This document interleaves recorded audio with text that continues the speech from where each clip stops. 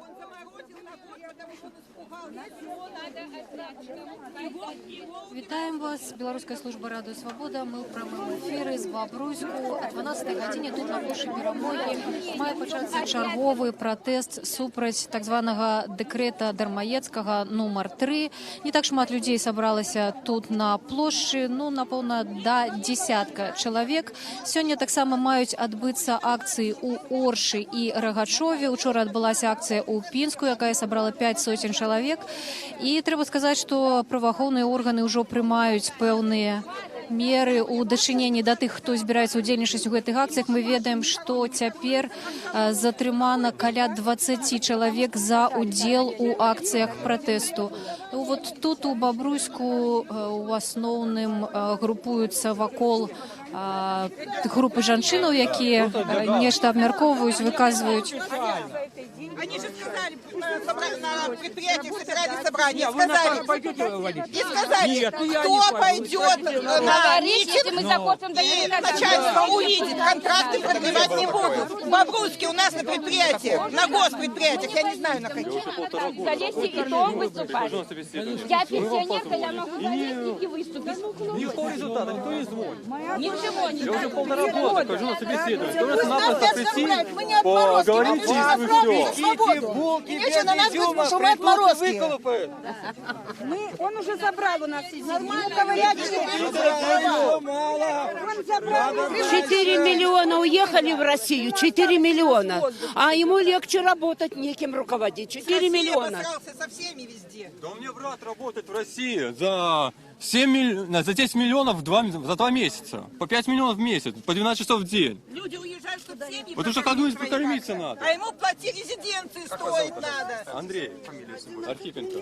Бобруйчанин, да? Да, бобруйчанин участвовал в качестве кандидата на парламентских выборах по Бобруйскому сельскому округу. Нет, ну на Шинном сейчас 2000 человек убрать. Люди На платят налоги. Шинном. Мы идем в магазин, платим. За коммунальные мы платим.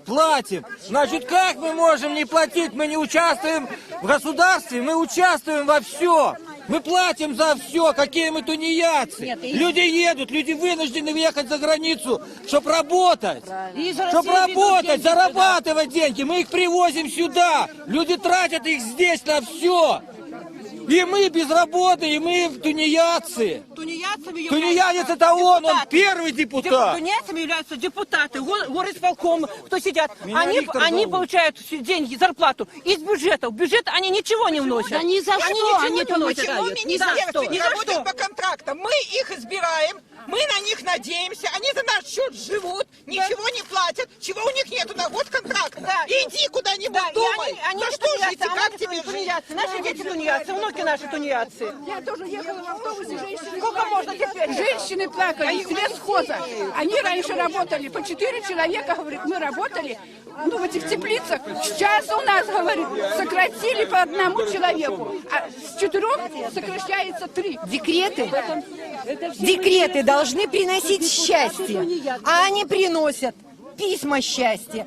Людям жить очень тяжело. Когда мы получаем вот эти драконовские законы, когда мы получаем указы, это невыносимо. Народ уже терпеть не может. Сколько наших мужчин уехало работать за хорошей долей, не вернулись, или женились там, или погибли. Вот такая у нас страна. Большая, красивая, европейская страна. Мы живем в центре Европы. Однако, почему мы живем по таким законам? У нас крепостное право. Так жить нельзя. Потому что с шизофреником президентом работы все равно не будет хорошей. Я сейчас вам скажу. Вот смотрите, у нас, я сам бобруйчанин, сам строитель, сам строил этот, исполком строил, я исполком этот строил. Все было идеально сделано, отделка сделана. Как-то пошел, посмотрел, гляжу, потолки были под шубу сделаны, все идеально. Караедом самым дорогим покрыли себе стены, внизу венецианку сделали. На улице, где было сделано добротно, все сбито по-новому, и из гранита все, дорогостоящее все сделано. Это что, возле Ледового дворца должен там этот памятник стоять? Что у нас некуда деньги девать? Да. Это что, деньги у нас некуда? На что похожа детская больница? Туда зайти страшно. Кровати, на них сидеть нельзя, не то что больного ребенка ложить. Антисанитария полнейшая. А он Ледовое строит. Пускай он на то Ледовое идет и сам там занимается. Все с цехов вывезли оборудование. Все с цехов вывезли оборудование. И все сдали на это самое. Сколько же терпеть можно? Это же где? Это такое производство на лесокомбинате. Люди там, семей, я сам белорус, отец 4 детей. Сколько можно терпеть? Как моим детям жить? Как моим внукам жить? Дальше. Это что можно? За $100 зарплату прожить в наше время? Как это так? Это сколько? Здесь было до революции 4 кирпичных завода. Ничего, все уничтожили. А они себе из этого внутри отделку поделали, самую дорогущую. Некуда деньги девать. Что у нас некуда вообще денег было девать? Это сколько можно смотреть? Все гранитом обложили. Это какие деньги все стоит? Да эти деньги вложили в это самое. В лесокомбинат, в реконструкцию. Выпускали то, что нужно. Я как строитель знаю. Дякую вам велике. Дякую. Сколько ж можно? Как можно так? Ми у Бобруйську, організатори у цієї акції нема. Фактично люди просто використовують мікрофони журналістів тут шмат для того, щоб просто виказати своє міркування на конт декрету і ввогуле на конт життя у Білорусі. Забойки 4 арестовали. Что это? Уйди, ты видишь, как поднялся народ. Так золотое Он место только кидать не выступил по хочет. телевизору, сказал, дайте людям, пускай выступают. А сейчас что он делает? А сам сажает людей, за решетку сажает. Найдите место им возле параши, чтобы люди выступали. Так получается. Место отведите им в парке где-то в тесне. Он закрыт. Он думает, спухал. Это моя родина, мой город. И мне не будут указывать, ходить мне в лес или не ходить, в конце концов. Дышать мне или не дышать. Мы будем решать. Мы народ. Они у нас. Это иметь мозги, развалить колхозы, совхозы развалить. Предприятия все развалил, а толку дать не Народ могут. содержит их, и народ же виноват. Это вообще абсурд, бляха. Это ужас какой-то. Везде за границей за безработицу платят доллары, сотни долларов и евро. У нас стоишь там на пособие на безработице, сколько там, $14 или сколько? Копейки. И то, если ты не пришел, тебе за нарушение снимут сколько? И что это? Как можно жить? Там платят, помогают безработным, у нас еще плати ему. Бумагу кто будет собирать сынкам его на завод? Да, только Безработные. Моему другу дали он план сдать бумагу. Макулатуру в школе. Ну что это, нормально? Скоро в лес нельзя будет войти, на грибы и на ягоды уже, да. После войны так не жилось, как сейчас я живу. Вот так. бороться Я надо не с безработными, а с безработицей. Я здесь не Людям за нужна работа, Я а здесь не по фикция, повышению которая пенсионного идет в возраста. центре занятости. Во-первых, И он заставляет вы людей знаете, работать что за ждет 200 дальше? рублей. Вот Это как он они готовил прожить к этому эти 200 постоянно. рублей. Я не собираюсь поднимать пенсионный, я не собираюсь поднимать пока пенсионный возраст. Потом взял и поднял. Народ готовил к этому. Теперь вы думаете, что будет дальше? Дальше он скажет, сделаем как в Китае. Пенсию вам не нужно, вас досмотрят дети и родственники. Если нету, мы создадим приют, миску супа вам дадут. Так что вы не думайте, скоро и пенсию никто не будет получать. Разве вы не думаете так? А? Я прожила ту жизнь лучше. Да на Украине Майдан прошел, и у меня знакомый, и в Киеве везде живется лучше, только что Донбасс, это да, неправильно это сделано. Но на Украине легче живется, чем у нас здесь без войны. Везде, во всем мире. Нас сравнить можно только с Африкой. Дякую велике усім, хто виступав. Ми знаходимося у Бобруйську. На початку акції було некалькі десятків чоловік. Тепер, напевно, вже некалькі, ну, може бути, пару сотню чоловік усе ж таки собралося. Тут уже з'явилися плакаты, стяги. Люди ўжо казалі пра тое, што супраць гэтых пратэстаў выкарыстоўваюць у праваахоўныя органы, прымаюць меры, арыштавана і цяпер затрымана каля 20 чалавек. Мы ведаем, што у Бобруйску таксама прайшлі вобшукі у людзей.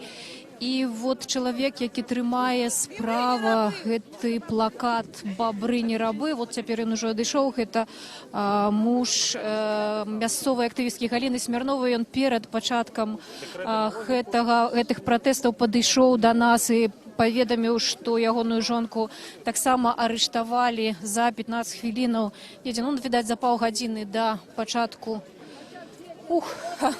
Смелыя хлопцы с такими, так скажем, крэатыўнымі плакатамі. Вось яшчэ з'яўляюцца плакаты. Ўсё ж такі людзі падрыхтаваліся да гэтага пратэсту, хаця нікога з лідараў звыклых для нас тут няма. Вялікая частка з іх, дарэчы, была затрыманая ў Маладэшні некалькі дзён таму падчас такой жа акцыі. Добрый дзень. Мы «Радио Свобода», мы ў прамым эфіры. Скажите, калі ласка, вы рыхтаваліся, відаць, да гэтай акцыі, ведалі? Я просто пришел поддержать наш народ. А чему? Что вас турбует? Что у нас в стране хорошего происходит? Ничего. Работы нет, зарплат. А если есть работа, бесплатная работа. Надо что-то менять. А скажите, калі ласка, увогуле тут у Бобруйску якая ситуация? У вас же так шмат прадпрыемстваў розных. Это все стоит. А если где-то что-то и работает, зарплата 100, 120, 150 долларов от силы. Ну, как это? Семью кормить, детей растить. Это почти невозможно. Как вы думаете, колькі тут человек теперь? 500 пока есть, наверное. Я не могу сказать точно. Дякую вялікі. У Бобруйску фактычна слоганам гэтых пратэстаў стала слова «баста», якое тут у Бобруйску таксама ёсць. І самае, канешне, вельмі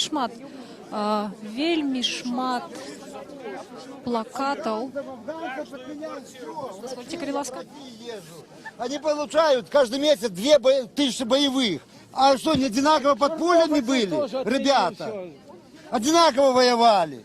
А телефоны, все подменял. Становиться больше, а государству будет расцветать. И он налог будет брать с людей. В состав России выхода нет другого. Да. Единственное, что Путину проситься надо. Можно я скажу? У меня, конечно, своя проблема. У нас в 2014 году сгорел дом. У меня 2 инвалида, 1-я, 2-я группа. Нам дали временное жилье здесь за танком Бахарева. Значит что? 2 раза ездила в комиссию президента. Была в палате представителей. Все скинули на Бобруйск. Бобруйск ничего не решают, хотя везде пишут, должны принимать только местные органы решения. Все. До 3 июня, потом 2 коляски на улицу и пойдем на площадь. Все. Вот такая у меня проблема. Ткач Ирина Аркадьевна. Все. Спасибо. Дякую вялікі.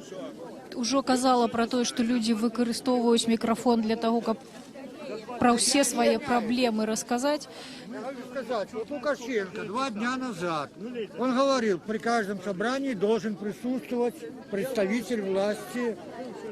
Где у нас? Мы видим его. Мы видим его. Ау. А что бы вы ему сказали, коли б он пришел? Ну, коли б он пришел, ну, трохи поговорил бы з ним. Ну, чого, якую жизнь он зробив? Ну, чего еще могу вам сказать? Ну, я пенсионер, мы выживаем. Мы выживаем. За квартиру надо 100 рублей, ну, 80, покушать, а за 300 рублей это прожить нереально. Медицина, говорят, да. Я до вас подойду еще. Номер 3. Лукашенко, уходи! Нет, это номер 3. Лукашенко, уходи! Пока летят.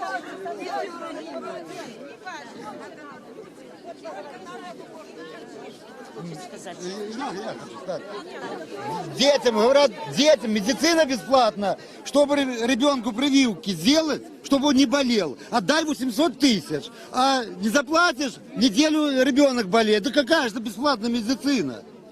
Куда это мы идем? Да, все платно. Чтобы анализ крови сделать, чтобы не больно, заплати. А не как одна женщина говорит, да что мне молотком с размаха будут бить? Специальная иголочка есть для платных. Да какая же бесплатная медицина? Медицина, у нас вообще бесплатного ничего нету. Что это такое? Нет денег, умирать. Сука достать, 15 тысяч надо, обыкновенную пробку, сука, достать. Молодежи нету работы. Это самое, заводы стоять. Почему Лукашенко не выступает, что у нас заводы стоять? Если бы работать, если бы заводы работали, работ было много, то тогда бы можно сказать, если бы молодежь не хотела идти работать, назвать тунеядцами. А везде, всюду в газетах, тунеядцы, невозможно. Мои внуки нету, пришли с армии, нет работы 2 года, не работают. Как можно? Я на пенсии стараюсь, несчастную пенсию получаю, в химии работала. Меня столько денег получала тогда, я получила мизерную пенсию. И мои внуки, это самое, моя невестка работает в колхозе, копейки получает, без выходных, без ничего. Это самое. И это не дают ничего. Хлеб привозят в деревню дорогой. Дороги страшные. Я сама шофер, автомобилист. У нас это самое, платим налог. У нас в Осиповичах, я приехала в Осипович, живу в Шаромушках.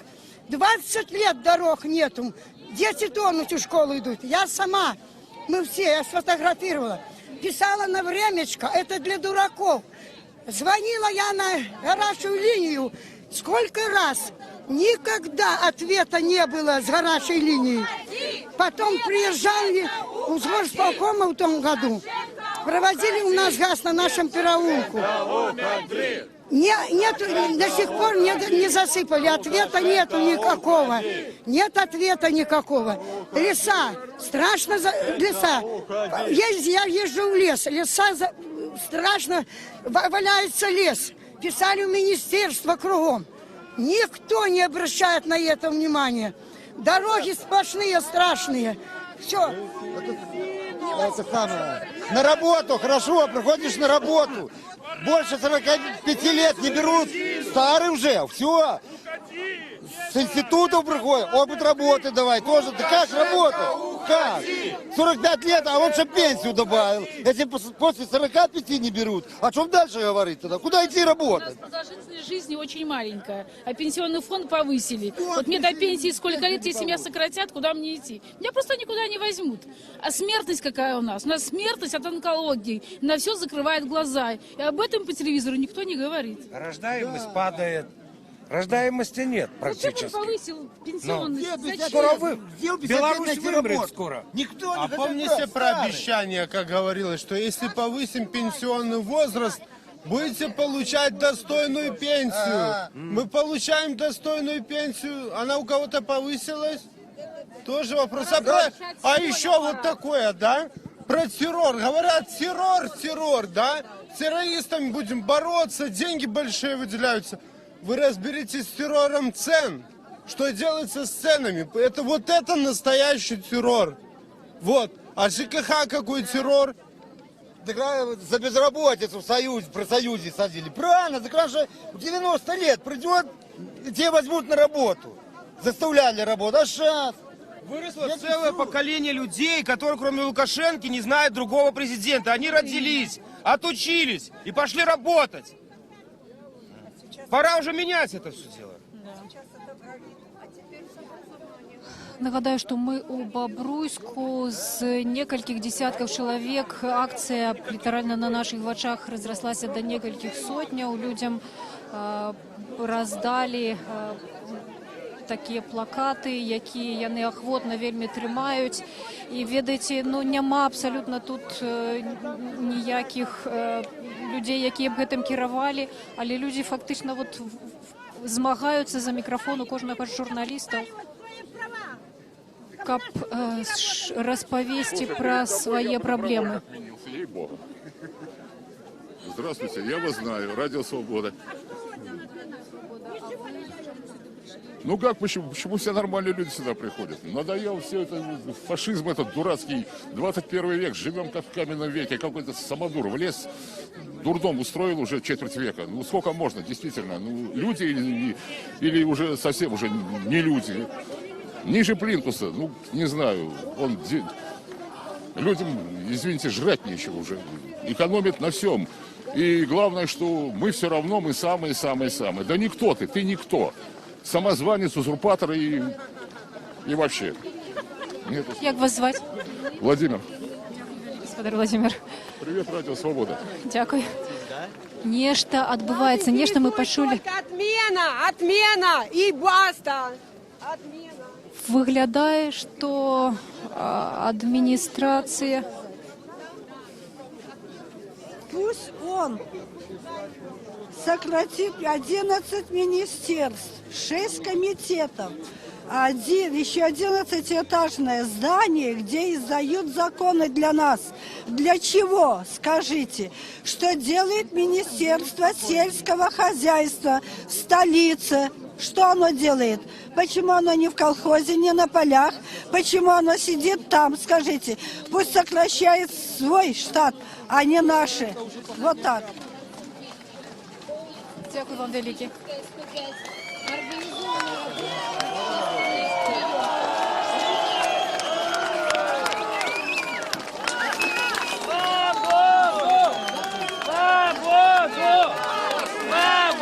Ведаеце, так люди гучно кричать.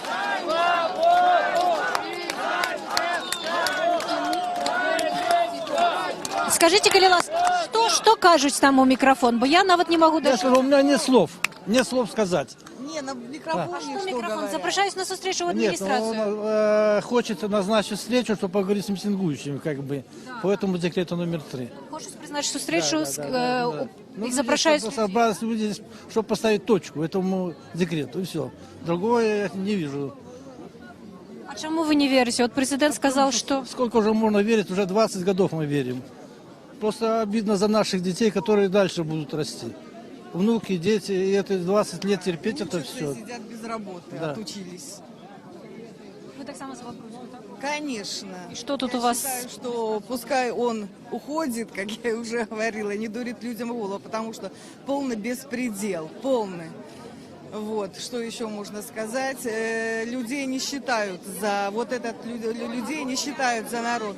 Народ сидит в белых домах, которые получают неплохую сумму денег, которые жрут красную икру и все такое прочее, которые гуляют за людские деньги, делают себе банкеты, все предприятия, все директора гуляют за людские деньги, которые народ заработал, а людям платят копейки. Поэтому я скажу, Лукашенко, уходи, все, нету ему здесь места среди народа. Пускай уходит и даст свободу людям. Он не думает о людях, он не думает. Он то, что говорит, он сам говорит, не думает, о чем он говорит и как он говорит. Он сделал уже безработных, смотрим, да, телевизор, преступниками, как он сказал, люди-преступники, которые не работают. Пускай менты ищут преступников и садят их, которые гуляют, действительно преступники. А он сделал всех преступниками. Дякую велике. Про демократию хочу сказать, да, белорусскую. Ну, вы знаете, 10 числа у нас есть такая бабушкина крынка завод, да? Было проведено собрание. И сказали, кто выйдет на митинг, вплоть до увольнения. Вот у нас демократия. А где было такое? Здесь в Бобруйске. Бабушкина Не только в крынка. Бобруйске, на всех предприятиях, Вот, видите, организациях. Это у нас студентов. называется демократия. Людей запугивают, боятся, чтобы народ не выходил. Подписи поставите, если кто выйдет, их уволят с работы, а студента выгонят с учебного заведения. Вот демократия, Вот наша запугали. демократия. А что президент сказал? Выходите, собирайтесь. А почему нас запугивают? Так у нас даже в Конституции забастовка разрешена. Ну. Потому что все остальные боятся. Боятся, народ запугали, Кого-то конкретно Кусочек запугали. денег только на миску супа, они боятся потерять этого.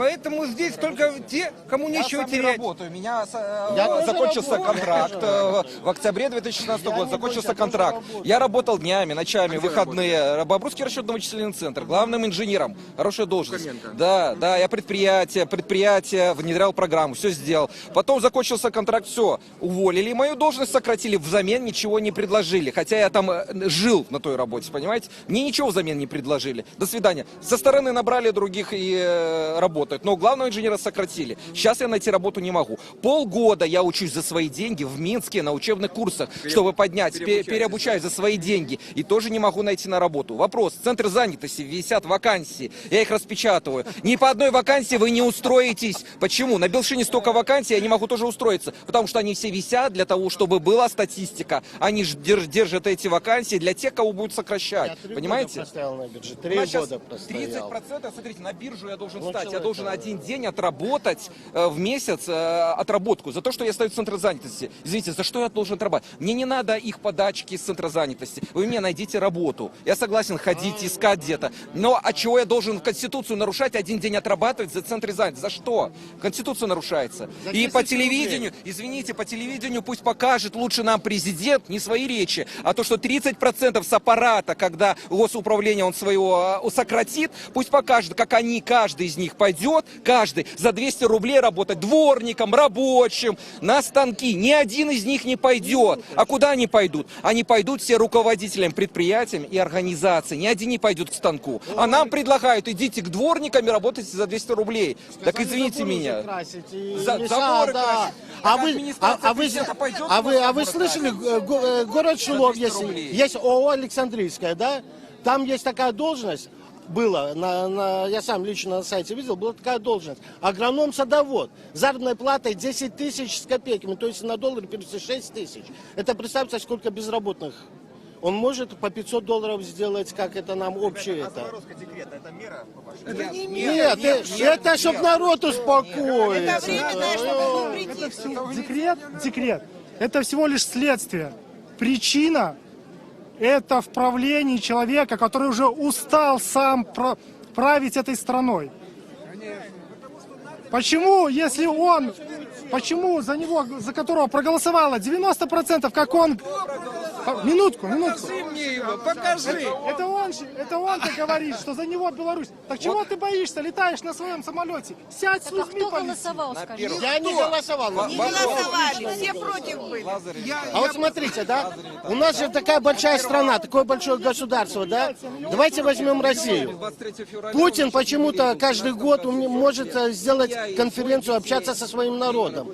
Ну, Россия... Нет, а где он сделал конференцию? Я ни одного раза не видел, чтобы он сделал открыто, чтобы люди ему позвонили, сказали свои проблемы. Хоть раз такое было? Пенсионерка мама помогает чуть-чуть.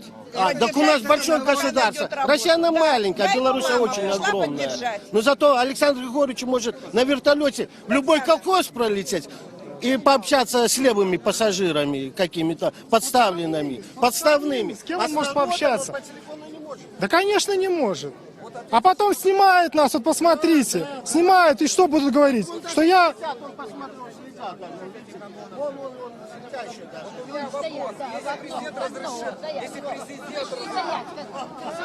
Если президент разрешил нам собираться, то зачем арестовывать, зачем составлять протоколы? Вот Вы ведаете, что у вас у Бобруйского арестовали людей? Я знаю, что в обыске партийной ячейки прошел обыск, искали распечатку, еще чего-либо. Я просто слежу за каждым маршем тунеядцев, за каждым. Вот в Пинску вчера следил, за этим Максимом с Гомеля, как за него хотели, за Филипповича, да, за блогера, как его за руки, за ноги заламывали, утаскивать пытались, понимаете? Зачем? Зачем? Чего они боятся? Давайте, дякую вам вялікі. Мы хочам паглядзець, што там адбываецца, там ёсць нейкае дзеянне. Нагадаю, што мы знаходзімся ў Бабруйску, літаральна на нашых вачах за паўгадзіны. Тут сабраўся досыць вялікі мітынг. Супраць людзі, фактычна нагода гэта пратэст супраць дэкрэту пра дармаедства. Але, канешне, ўжо людзі мала згадваюць дэкрэт. А больш гавораць пра тыя праблемы, якія ў іх ёсць. Что не родится, вы что?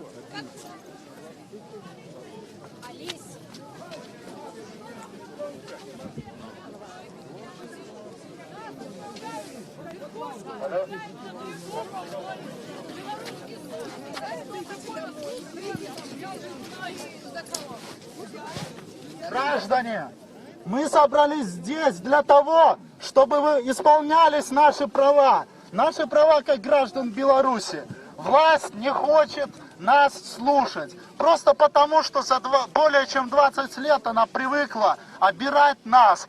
Но этот декрет, он стал последней каплей. Вы сами можете наблюдать, как во многих городах Беларуси люди, не относящиеся к политике, выходят на площади, протестуют против поборов и притеснений со стороны власти. Мы не согласны с тем, чтобы нас обирали, чтобы нас считали быдлом. Поэтому мы собрались здесь. Несмотря на все их выкрутасы, которые они вытворяют, несмотря на репрессии, которые они чинят, и прикрываются якобы законодательством, которое сами же и нарушают. Самый главный для нас закон здесь — это Конституция, и его мы придерживаемся. Поэтому призываю всех скандировать не политический лозунг «Баста! Баста действиям властей! Баста декрету номер 3! Баста! Баста! Баста!» Бобруйск, тільки що були перезняволені. Олександр Васюкович виступає тепер на площі Перемоги, і люди підтримали лозунг «Баста», який став фактично галоўным лозунгам усіх гэтых пратэстаў. А мы зараз пакажам вам кадры з Берасця, дзе таксама людзі выйшлі на плошчы, пратэстуючы супраць дэкрэту. Значит, сейчас мы перестанем выходить на площадь, мы будем гулять свободными людьми. Разрешите я последнее слово скажу? Давайте. Значит, данное мероприятие, для чего я сюда, в общем-то, и пришел. Данное мероприятие является несанкционированным, то есть незаконным. Не согласованным. Назовите, товарищ капитан. А не согласованно это не есть незаконно. Как оно называется по закону? Что здесь? Что здесь? Значит, вы предупреждены. Дальше это ваше право. Как поступать дальше? Я не могу... Прогулки в закон не прописан. Давайте сейчас будем арестовывать народ, штрафовать, у нас денег много. Значит, я могу делать? Я вам сейчас говорю. Лукашенко все скинемся. Я вас предупредил, поэтому вам. Который он обещал нам зарплату, там работу, все. Нету нигде ничего. Неужели он не видит, в кого он превращается? Не будет же он вечно. Его дети, внуки останутся жить на этой белорусской земле. Никуда не денется. Отменить декрет этот. И Лукашенко просто уйти с этой должности по-хорошему. Уже нават не кажуць пра дэкрэт. По-мирному. Распавядаюць усё, што набалела за гэтыя дні. Ну, не дні, гады. Я Санкевич Любовь. Я Санкевич Любовь, которая из 16 годов 3 года хожу по инстанциям по приватизации квартиры. Оказывается, приватизация у нас идет по 2 постановлениям. По номер 2, который только идет для переоценки жилфонда, и 421. Такой ответ мне дали с администрации президента, где после приема Качановой. Ничего в администрации не изменилось, изменились только фамилии, больше ничего. А по приватизации нас дурят люди, понимаете, дурят. Во 2-м постановлении есть методическое указание, согласно которому сняли деноминацию с восстановительной стоимости, но увеличивают индекс строительных работ. Я как бухгалтер разобралась в этой схеме, нашла все документы, но для нашей верхушки в администрации президента плевать на это. И они дали мне отписку очередную. Вот и все. Наши власти, квартиры, которые построены в Советском Союзе, оказывается, мы уже оплатили их 1 раз. И еще раз должны мы заплатить за строительство в 69-м году, которые квартиры. Ясно? Дурят нас, хватит нас дурить. Да у нас нет власти. Лукашенку я бы хотела задать вопрос. 3 вопроса. Когда задала меня этот самый судья при подаче мной заявления на восстановление. Кто ты такая? Против кого пошла?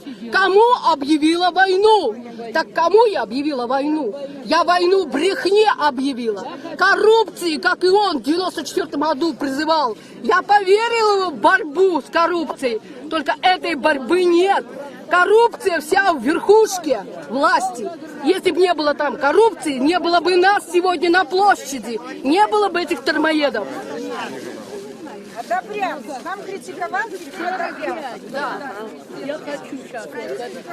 Гэта радыё Свабода, мы ідзем прамыя трансляцыі з Бабруйску, а таксама вы можаце бачыць акцыю, якая адбываецца цяпер у Берасці. Вельмі хутка пачнецца акцыя ў Вольшы. Не декретом, не только декретом номер 3, не усім декретом. Дайте нам Конституцию, дайте законность. Не декретом номер 3. Нет декретом, Нет декрету номер 3. Декрету номер 3. Нет декрету. Уходи. Лукашенко, уходи. Декретом номер 3. Декретом номер 3. Лукашенко, уходи. Лукашенко, уходи. Лукашенко, уходи. Он сказал, что если народ мне скажет, я уйду. Кричит месяц, народ кричит, уходи, а он не слышит. Я хочу обратиться к сотрудникам милиции и призвать соблюдать законность граждан, которые возмутились грабежом властей.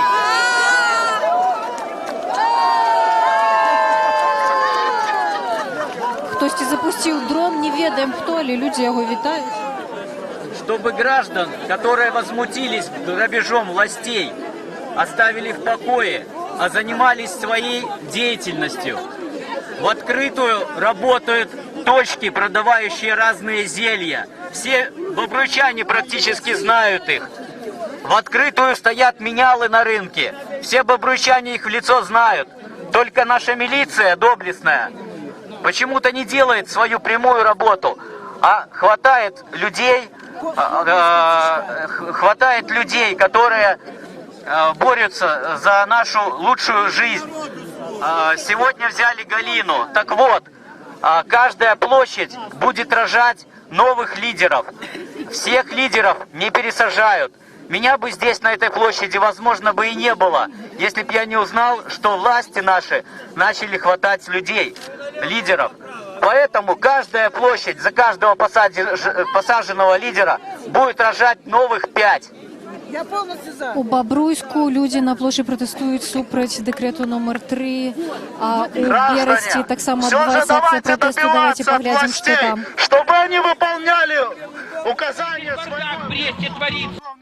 Микрорайон Восток в каком положении? Я живу вот Партизанский, Ленинградский, Орловская и Гаврилова. Что там творится? Хочу их пригласить на экскурсию. Вместе с вами всеми. Показать. Давайте-ка я отвлекусь немножко, посмотрю. Что-то тут происходит интересно. Нет. Ничего интересного. Вернемся. Ничего. А рапортует, что уже сделано. И еще обращение есть насчет телевизора. Что? И требуете выполнения, обслуживания вас. И что вы делаете, когда вам хамят в этом кафе? Вы возмущаетесь. Так же и сейчас. Почему все же многие молчат? Может, кому-то нужны люди, которые будут выступать за их, а потом их будут сажать, как сегодня забрали незаконно Галину Смирнову. А? Давайте же организовываться, иначе скоро с нас будут драть просто за то, что мы ходим по земле Беларуси. Баста действиям властей! Баста! Баста! Баста! Баста! Баста! Баста! Баста! Баста! Баста! Баста! Баста! Баста! Баста! Баста! Баста! Живи Беларусь! Живи! Живи Беларусь! Живи! Живи Беларусь! Живи! Живи Беларусь! Лукашенко, уходи! Лукашенко, уходи! Лукашенко, уходи! Лукашенко, уходи! Лукашенко, уходи! На пенсию! На пенсию! Лукашенко, уходи! Лукашенко, уходи! Лукашенко, уходи! Уходи! Накрались, дроздуны настроили, может уже хватит? С нас больше. Последнее, что идет туда. Смотри. Он самолет.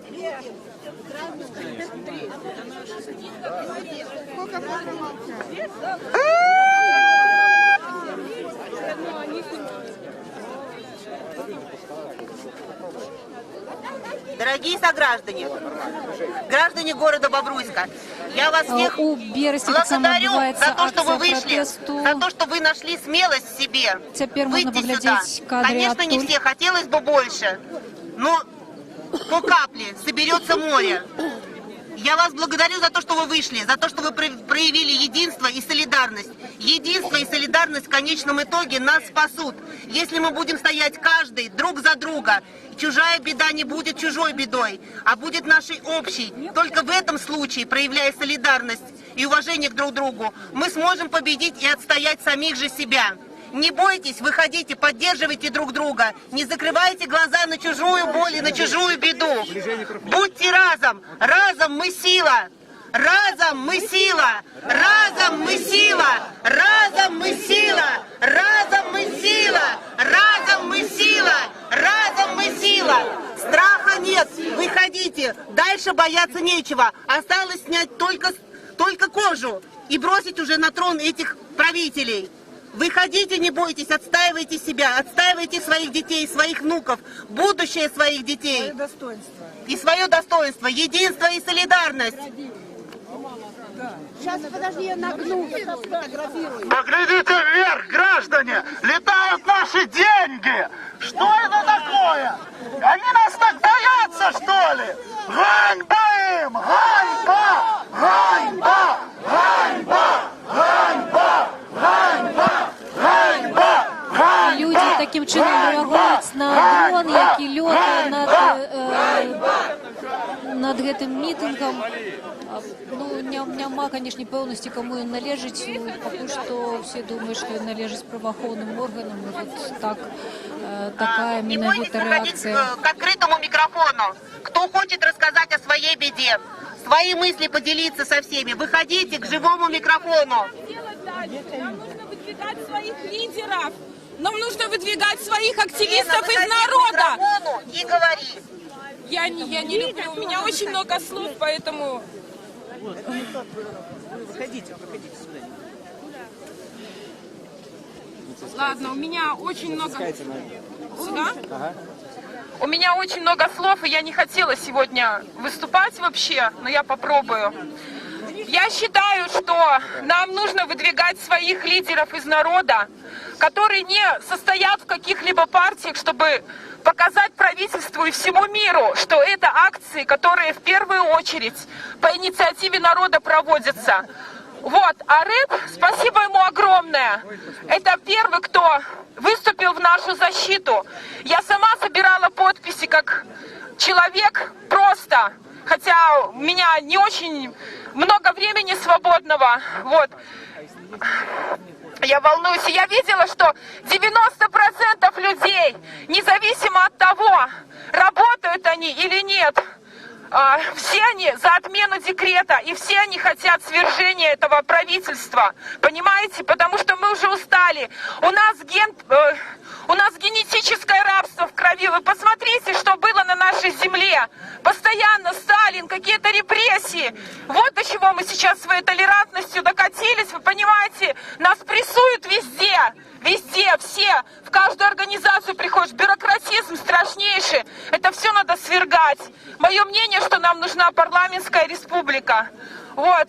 Давайте выходить со своими флагами. Им не нравится бело-красно-белое. Мы будем выходить с красно-зелеными, утвержденными этим правительством. Мы докажем их, что дело здесь не в оппозиции, а дело в нас, в обычных белорусах.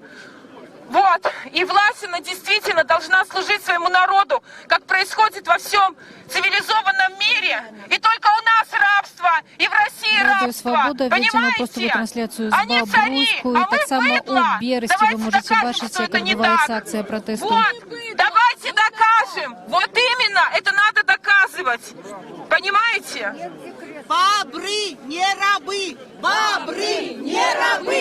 Бобры, не рабы! Бобры, не рабы! Бобры, не рабы! Бобры, не рабы! Один з лозунгів, який тут звучить, «Бобри не раби», бобр – такий неофіційний символ города Бобруйська. Я за свою... Живе Беларусь!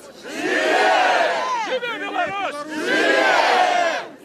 Я за то, что боролась за свои права, конституционные права. Получила штраф за акции протеста на 1050. Видно, дроздуны у нас вельми бедные, бо они з меня сейчас, з моей пенсии высчитывают эти гроши.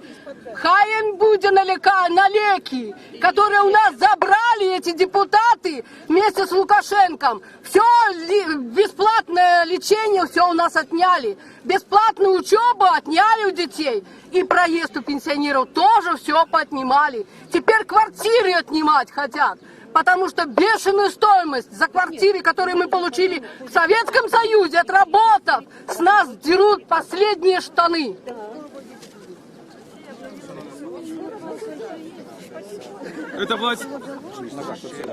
Эта власть себя дискредитировала. Она полностью перед народом должна стать на колени и просить прощения постоянно. Потому что прежде чем запускать руку в народ, надо сначала отчитаться за свои действия. Посмотреть, сколько они тратят на свои переезды, на свое житье. Сколько президент на резиденции тратит денег. Это ж, он хочет за копейку отчитаться, хоть какую-то копейку начитаться. Куда? Сколько в год получается, чтобы мы содержали его? Где? Сколько? Сколько? 16 резиденций. Да тут на одну не знаю, сколько денег уходит. Он с тунеядцев деньги требует. Пускай отчитается за копейку, хоть одну какую-нибудь. Куда эти деньги идут? Так он запускает руку в карман чужой. Отчитайся, сколько денег, сколько ты поехал в Сочи, сколько там отдыхал, сколько это денег бюджету стоило. Оскорбляет. Мы тунеядцы.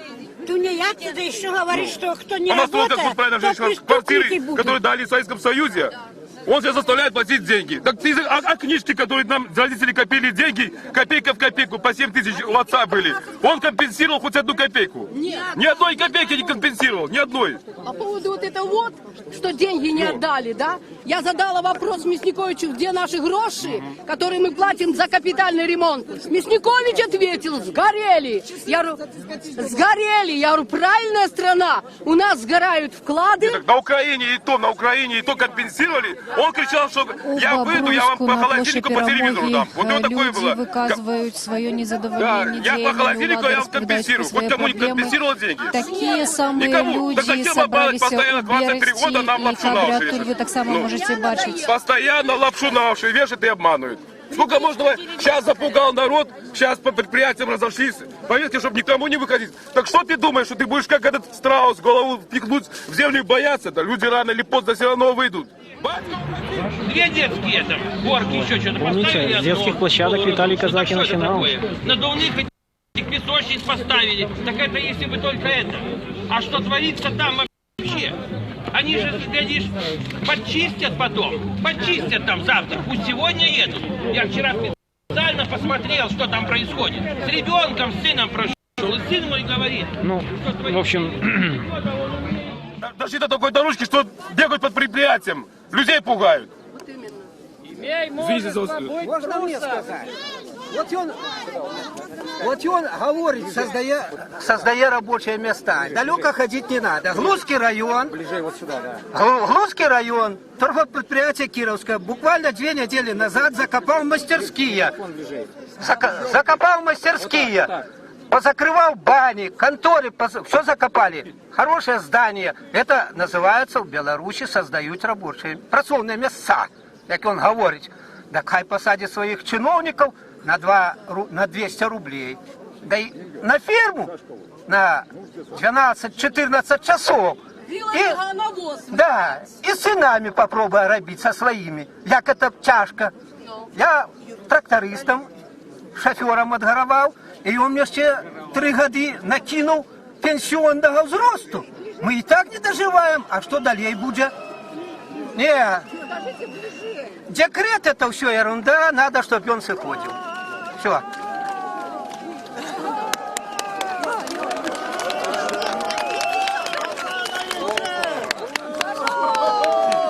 Я вітаю вас, шановні бабучані.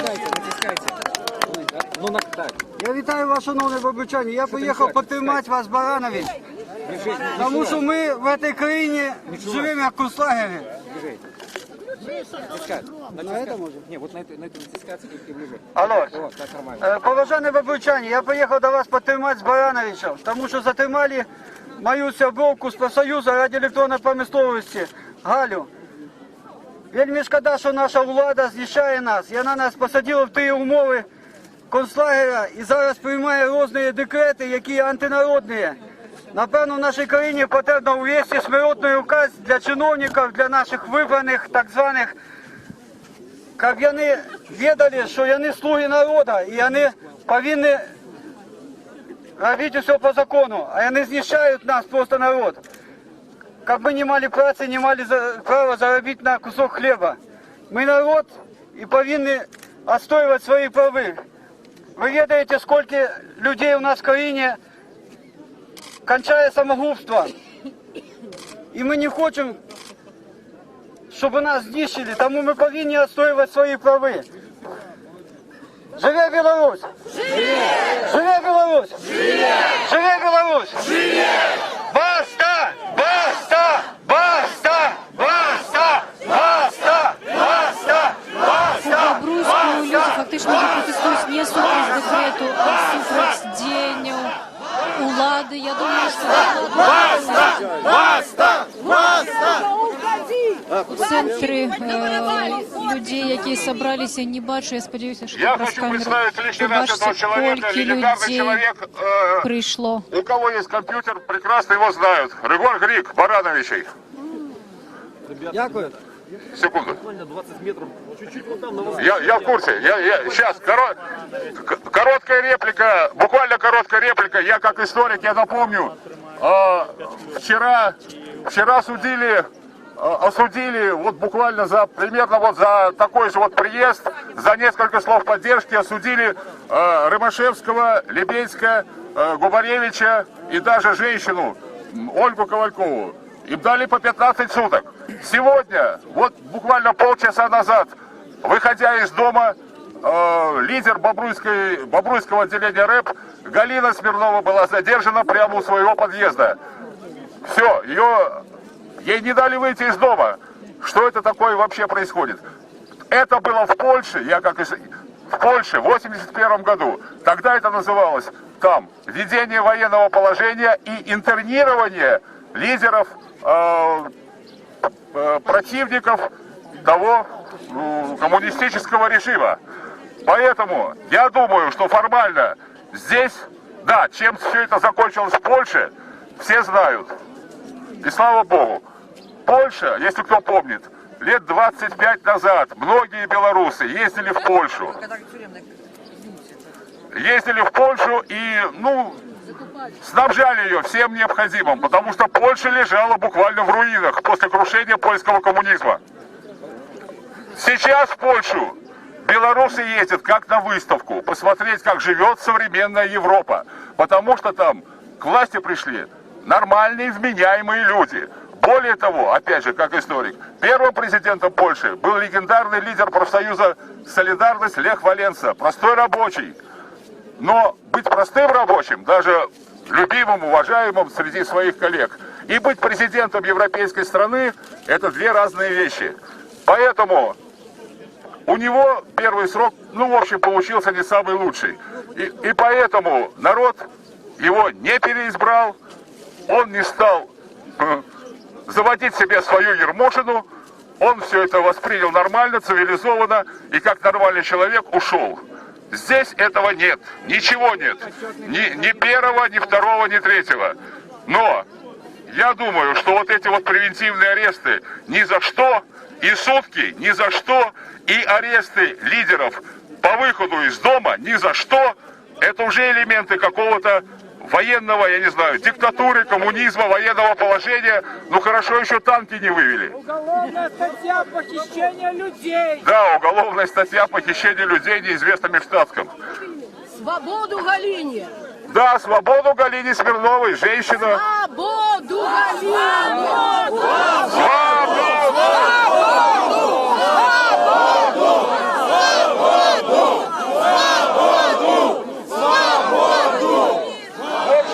В общем, если мы будем все это дальше вот так вот молча терпеть, проглатывать, утираться, я не знаю, что здесь будет дальше. Что здесь будет через год, через 2, через 3. Может быть, будем, я не знаю, там, кору с деревьев обкладывать при таком руководителе. Мертвая зона. Ни на востоке друзей, ни на западе друзей. Все плохие, все враги кругом. Он один хороший, он один гениальный, он один белый и пушистый. У него здесь все плохие, министры плохие, начальники плохие, не так его понимают, не так его слушают, не так его исполняют. Он гениальный, великий, все кругом плохие. Ну вот и мы имеем то, что мы имеем. Король голый. Голый король, правильно. Рыгор Грик хочет сказать пару слов. Люди тільки об'єднання, і тоді ми розірвемо ці цепи, які у мене є. Ой, вот.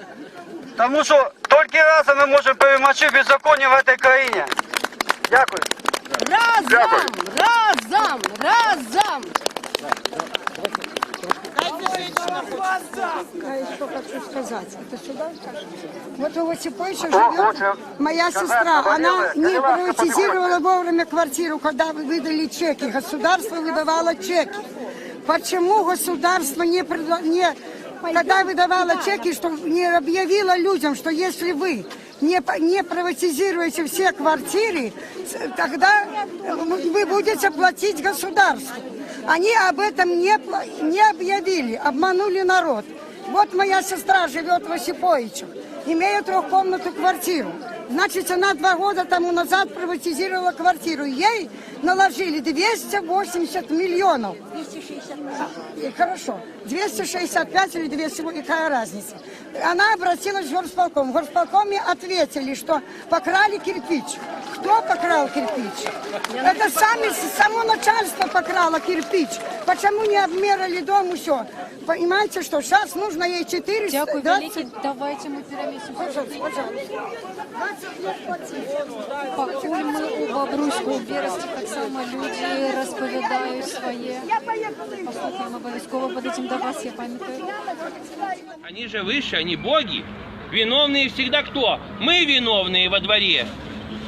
Что у нас они ничего не сделали. Сейчас покажу. Ну вот. Вот так вот. Вот собирают подписи куда-то что-то. Даже не знаю что.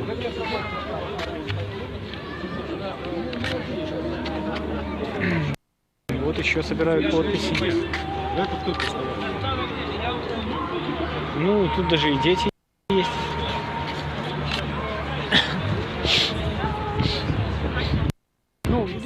Пожалуйста, не давайте ему деньги, он их потратит на свою власть, чтобы удержаться этой власти.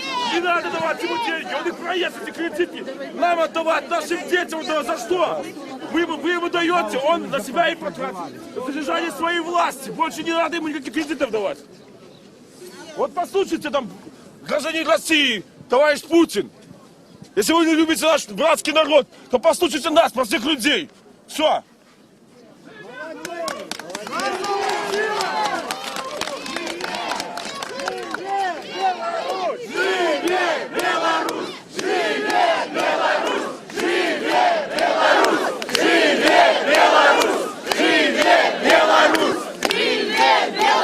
Лукашенко, уходи! Лукашенко, уходи! Лукашенко, уходи! Лукашенко, уходи! Лукашенко, уходи! Лукашенко, уходи! Будет другой человек, тоже самое. Все правильно, молодец, молодец. Бабуль Люди протестують супраць дэкрэту нумар 3, але гэта ўжо не акцыя пратэста супраць дэкрэту. Людзі фактычна пратэстуюць супраць дзеянняў улады. І вот мы чулі, што лозунги «Живе Беларусь» и... От чего? От радости, да, что ли? Кормить нечем. Кругом сплошной обман, сплошной полный обман. Рассказывают только какие-то сказки про вымышленные $500. Вы знаете, когда люди... я за 40 лет, 17 лет здесь, в родном городе, я еще такого не видела. У меня просто сегодня истерика. У нас же есть хорошие люди, белорусы, они все хорошие. Даже враги наши, они хорошие. Надо Лукашенко никого не слушать, сесть подумать самому над нашим народом. Мы же хотим жить. Наши дети хотят жить. Как помочь, скажите, люди, как? Как помочь нашему народу? Мы же не обвиняем его, но он должен прислушаться к нам, к людям. Мы же хотим жить. Как можно так? Я никогда в жизни такое не видела еще в нашей жизни. 90-е было легче, чем сейчас. 90-е легче было, чем с таким президентом. Детям жить? Какое будущее у наших детей? Подождите, женщина. Нет, после тоже. Можно я скажу тоже? Вы знаете, я очень долго шла сюда, к этой площади. Вообще, я человек, который почти не выхожу из дома. Но сегодня я поняла, что я не могу молчать. Совсем не могу молчать. Как Лев Николаевич Толстой говорит, не могу молчать. И пришла, и вы что думаете? Пришла немножко понять Лукашенко. Почему? Александр Григорьевич, вот если бы меня послушали, если бы вы меня когда-нибудь людей послушали, по одному даже, тогда, наверное, был бы толк. Вот смотрите, я посмотрела прошлое, когда люди собрались на площади в Бобруйске. Что было? Женщина одна просит, сколько лет просит, обращается, примите меня, пожалуйста. Почему-то вы не можете, да, ее услышать. Александр Григорьевич, я прожила очень много в жизни и очень много знаю. Эта площадь мне дорога. Здесь песчинки моей жизни. Я бобручанка.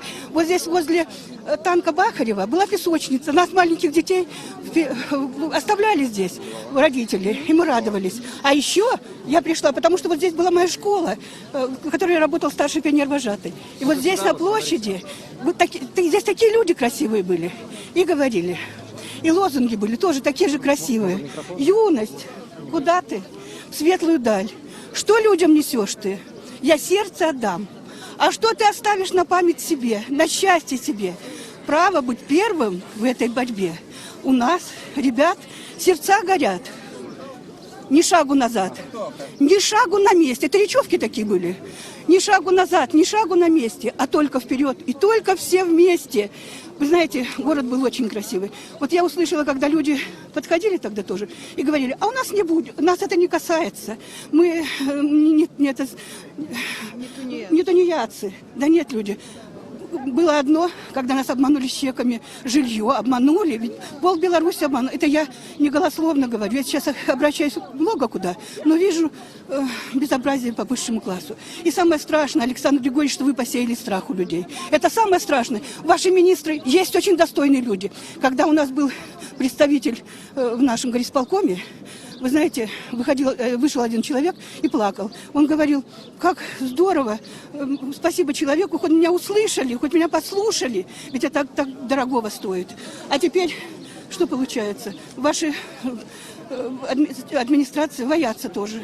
Я хожу по кругу и вас опять возвращают туда, где меня обидели. Обидели. Александр Григорьевич, вызовите меня, ведь так просто. Только не вклеять, как это у этого самого говорят.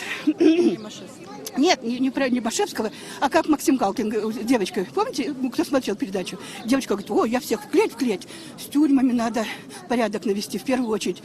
Я и это тоже знаю, много-много знаю. Послушайте меня, вы деревенский житель, вы умный, вы мудрый, и мудрость вам дал ваш народ, и шкловский народ вам дал. А сегодня я обратилась к Льву Николаевичу Толстому, просто читала, вот я говорю, не могу молчать, но у него нашла такую очень хорошую фразу. Прощать всем, прощать всегда.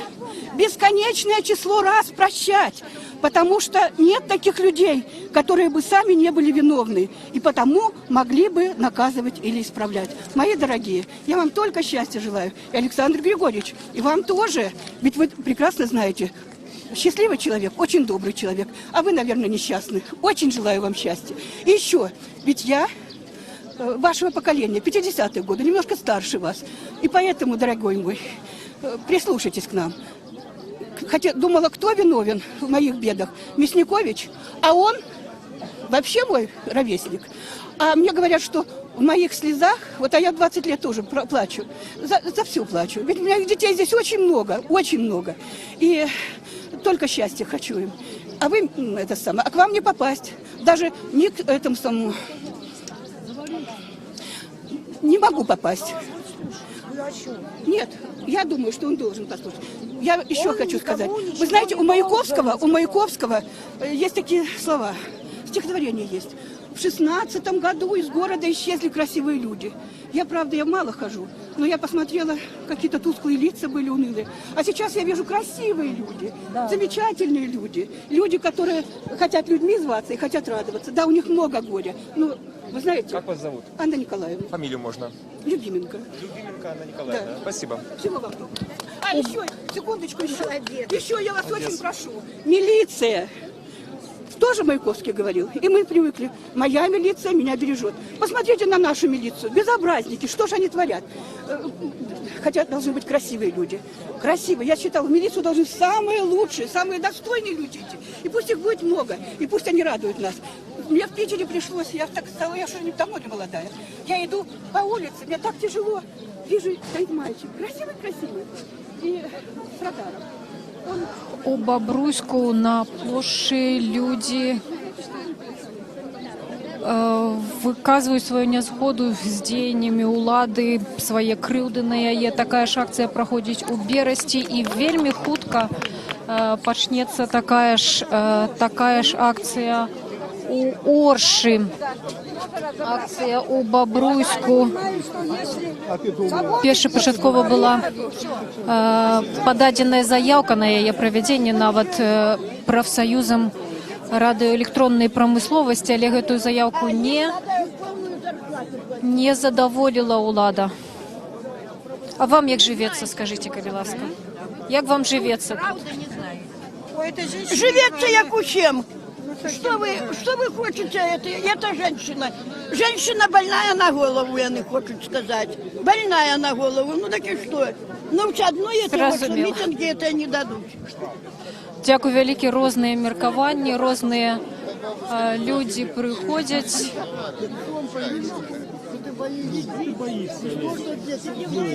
Хочаце нешта сказаць, не? А вы таксама прыйшлі сюды на мітынг, так? Я ж бачу, што вы з плакатом. А што вас не задавальняе? Зарплата в первую очередь. В первую очередь зарплата. Коммунальные платежи. С нашей зарплатой мы не можем заплатить коммунальные платежи. Зарплату, которую обещал Лукашенко, да, $500, 412 никто не получает. И рабочие места, их нет. Люди работают, получают зарплату $100, а коммунальные все 100% оплачивают. Хотя нас Россия обеспечила, мы должны были за коммунальные платить копейки, а мы платим постоянно по 100% у нас. Поэтому... Ну, 260 рублей. Вот. Праца ёсць? Тут у вас шмат жа розных прадпрыемстваў усялякіх. А так не берут никуда, а куда пойти? Выкидывают туда объявление, пойти, да. выкидывают объявление. А приходишь, а говорит, на вакансий работу, нет. вакансий нету. Все. Ну, я у меня работа есть, я работаю. Ну, а всякое же бывает, правильно? Вот. И другие люди, у которых нет работы, они, то, что некоторые говорят, не хотят работать, люди хотят работать, но работы нет. На данный момент в Бобруйске, куда не ходишь, как бы объявление есть, работа требуется, рабочая. Приходишь туда, рабочих мест нету. Поэтому пора менять власть нашу и всех остальных приближенных к Лукашенко надо менять. Иначе другого ничего не будет. Дзякуй вялікі, ўжо не першы раз мы чуем тут такое меркаванне у Бобруйску. У Бобруйску люди... Зараз мы пераключымся на Оршу. У Бобруйску праходзіць мітынг.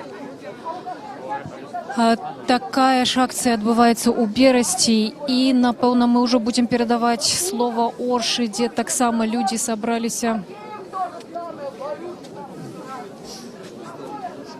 пратэставаць супраць дэкрэта.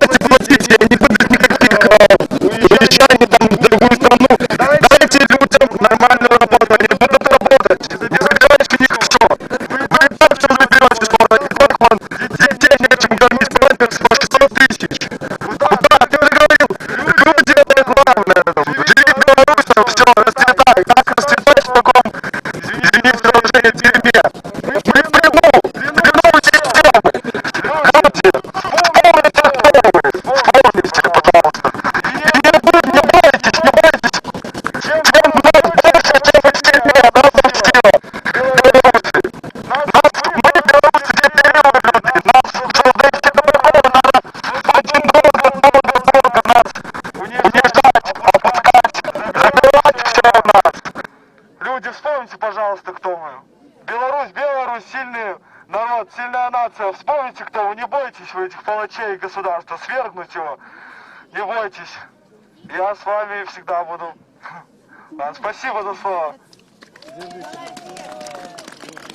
Хочу сказать спасибо этому парню. Значит, по поводу декрета вернемся. Мне пришла бумага за 2015 год. Я не мог найти работу. Я не тунеядец. У меня 2 детей, которых нужно кормить. Я искал работу, да. Находил подработки неофициальные и так далее.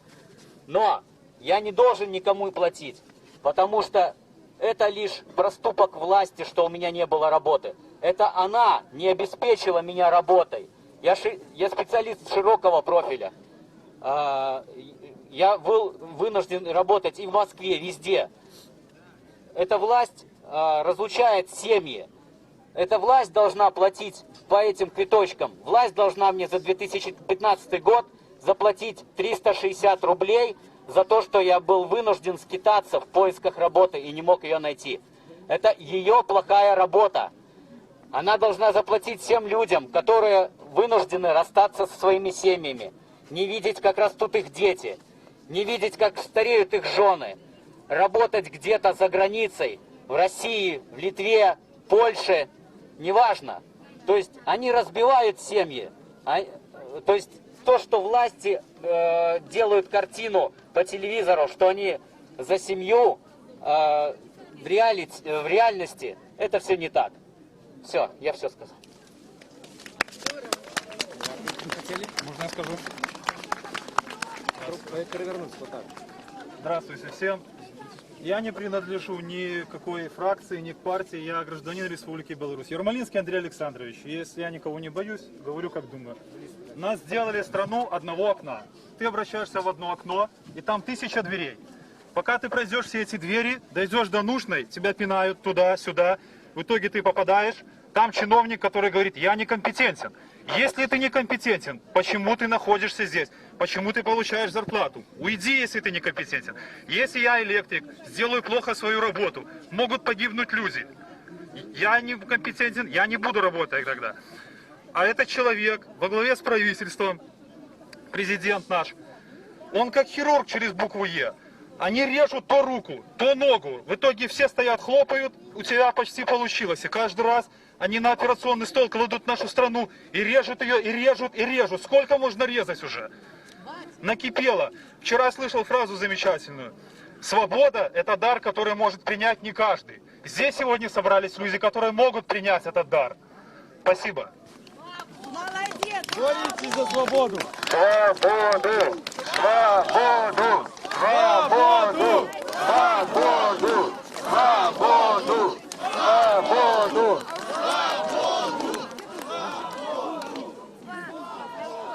Живе Беларусь! Живе!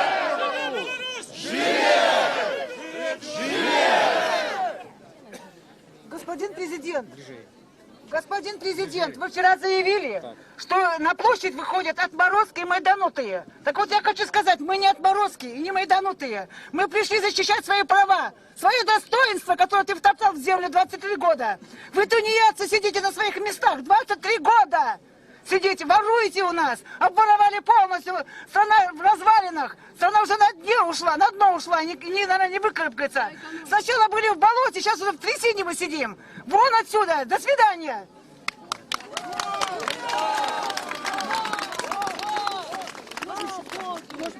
Простите, что я еще опять повторяю, хочу прийти. Не надо, я хочу тоже еще сказать. Я вообще не понимаю, почему вы говорите. Я очень хочу понять, почему наши идеологи бобруйские не пришли сюда. В мои годы, я опять повторяю, я работала старшей пионер-вожатой. Вот здесь, на этой площади, люди зажигали эту жизнь, радовались этой жизни. И почему-то говорили о том, что как мы должны жить. Вперед и выше, и лучше. А наши идеологи, почему вы не приходите сюда? Мы не придем. Они в театре сейчас сделали с 11 до 2. Приходите, желающие. Ну а что там сделали? Я вас хочу попросить вот о чем. Люди, помните, женщина в Бресте плакала? Нам вы нужны молодые и сильные, и здоровые, и мы войны не хотим. И вы знаете, вот здесь еще на этой площади была песня. Мы сейчас хорошо говорим. Да, Беларусь живет. И у нас были прекрасные поэты, которые о Беларуси писали так. Беларусь моя в солнечных сполохах, милый край в ромашковом цвету. Даже с полуслова, с полувздоха, с полушороха я тебя почувствую, пойму. Так вот, мы войны не хотим, мы очень мирные люди. И вот на этой площади раньше когда-то пели. Парни, парни, это в наших силах землю от пожаров уберечь. Мы за мир, за дружбу, за улыбки. Своя государство, на свое государство. Нам спокойно не надо нам Россия. Нам цивильные законы не нужны. Мы простые люди. Зачем нам? Мы не власть. Так а что вы пришли сюда? А вы власть? Я нет. Не надо нам не менять, не надо нам ни власть менять, не надо нам ни России, нам вообще ничего не надо. Мы хотим просто, чтобы у нас была работа, чтобы наши мужчины сидели дома с нами вместе, работали здесь и смотрели своих детей. Они там работали, мы каждый день их ждем. Чего вы сюда пришли вообще? Не дай бог он не приедет отсюда. У нас полреспублики, одни женщины с детьми. Сколько вам заплатили за это? Невозможно слушать. Чего она Что вы здесь пропаганду разводите? Россия, Россия. Мы ж не за Россию пришли. Что вы говорите и что я говорю? Вы меня Разве мы пришли за Белорусы, это? Да, Мы борются хотим, за чтобы свои просто права. нас закон услышал. Вы понимаете? Мне всё равно, Я я не хочу белорус никого или свергать. Я хочу или просто цыганка, нас мне всё равно. услышали. Нужно было жить. Нас должны услышать и пересмотреть этот закон. Больше нам ничего не надо. Мы не хотим ни войны, ни России, никого. Мы хотим жить в своем городе. Все. я считаю, И что женщина, вам хватит, никто уходите. не уступит. Уходите. Россия, при чем здесь Россия? Настали сложные времена. Закрыли райисполком, остался горисполком. И только там сейчас правят всем полностью Полоцком и Полоцким районом. Здесь это беспредел. 4 высотных здания, в которых сидят дармоеды, которые сидят и на самом деле дарма просиживают свои штаны. В каждом из этих кабинетов сидят по 5, по 6 человек, которые абсолютно ничего не делают, ничем не помогают людям. Так я предлагаю одно: забрать у них зарплаты и отдать их врачам, которые лечат нас. Я предлагаю забрать зарплаты у милиции и отдать их учителям, которые учат наших детей, воспитателям, которые воспитывают наших детей. А этим дармоедам отдать зарплаты врачей и отдать зарплаты учителей и воспитателей. Вот только тогда в нашей стране наступит мир и порядок, потому что это уже беспредел. Молодец, молодец. Ну, 4 здания, я нигде такого не видела. Это Оказывается, у нас Бобруйск областной территориальный город. Область, но нет у нас территории областной, а считается как область. Для того, чтобы считать этот самый оплату. Это дармоеды. Самые натуральные дармоеды. Я это в министерстве говорю, вы мне покажите в областном Могилеве, да, области. Говорю, вы мне покажите территорию Бобруйской области. Где она? Количество жителей. Вы меня извините, по количеству жителей мне пенсию не повышают, а только повышают стоимость продуктов в магазинах и все остальное. Вот что делают. Потому что город Бобруйск у нас область. И поэтому 4 пятиэтажных здания, 4-этажных сидят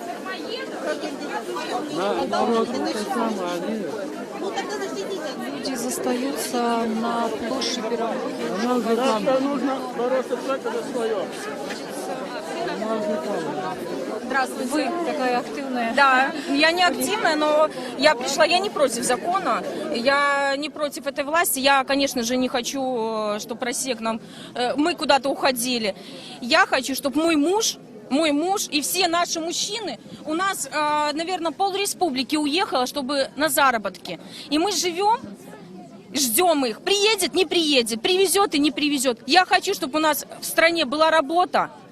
Чтобы у нас было, чтобы наши люди, чтобы наши мужчины смогли обеспечить нашу страну и нас, всей семьи. Во-первых. Во-вторых, я пришла сюда еще потому, что мне прислали письмо, просто потому, что у меня 2 детей. Я хочу их обеспечивать дома, я хочу их накормить, я хочу их отвезти в садик, поиграться. Если я буду с утра до вечера работать, приходить вечером домой, соответственно, я не смогу с ними не поиграть. Мама будет вся дерганая, ненормальная, правильно? Кто будет вести надзор надлежащий за ребенком, если мать будет работать с 8 до 8? И где такие графики для женщины, которая бы могла действительно работать, заводить ребенка в сад и, приходя с работы, забирать его с сада, а не просить соседей, бабушек, дедушек? Почему она должна платить? Никто вот не этот хочет. декрет. Никто Почему? не хочет брать на работу маму, которой 30 лет, и у нее 2 ребенка. Никто не хочет. Все хотят взять на 12 часов, чтобы я ночью работал. А кто будет сидеть с моим малышом? Бабушка? Извините, моей бабушке нужно и так помочь, потому что у нее пенсия 2 миллиона. Моя мама работает с утра до вечера за 2 миллиона. Это ж невозможно. Квартоплата 1 миллион. Как? Она выживает. Она покупает, извините меня, хлеб, молоко и все на этом. Я хочу, чтобы наши мужчины жили в нашей стране. И не ездили никуда за границу, не зарабатывали деньги. Все. Ничего другого нам не надо. Не надо нам войны, нам не надо вообще ничего. Нам надо, чтобы наши мужчины были у нас дома. Сходили на работу, пришли, чтобы у нас было все хорошо. А не ждать каждый день у окошка, приедет или не приедет. Вот и все. А вы платили гэты податок? Мы не платили. Мы не заплатили, потому что была еще возможность, ребенку 3 года, поэтому, но через год мне придется платить. За этот год я должна заплатить налог. Я считаю, что это несправедливо. А чему вы думаете, что отменят? Я уверен в том, что мы добьемся, однозначно добьемся отмены этого декрета.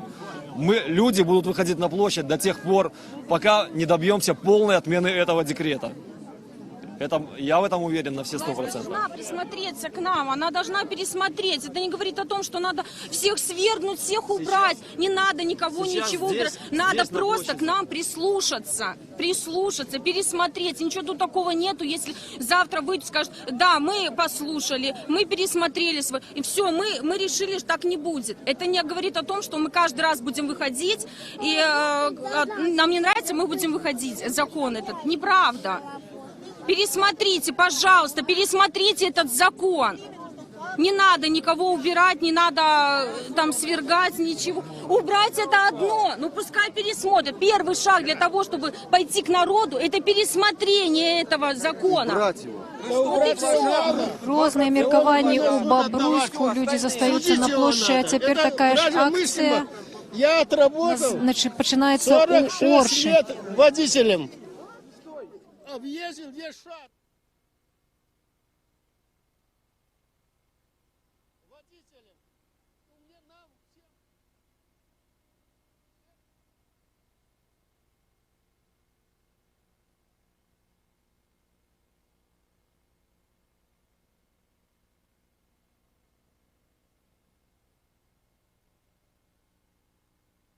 Второй 50 лет. И вот я с ребенком, она развелась с мужем, так? Было в общежитии.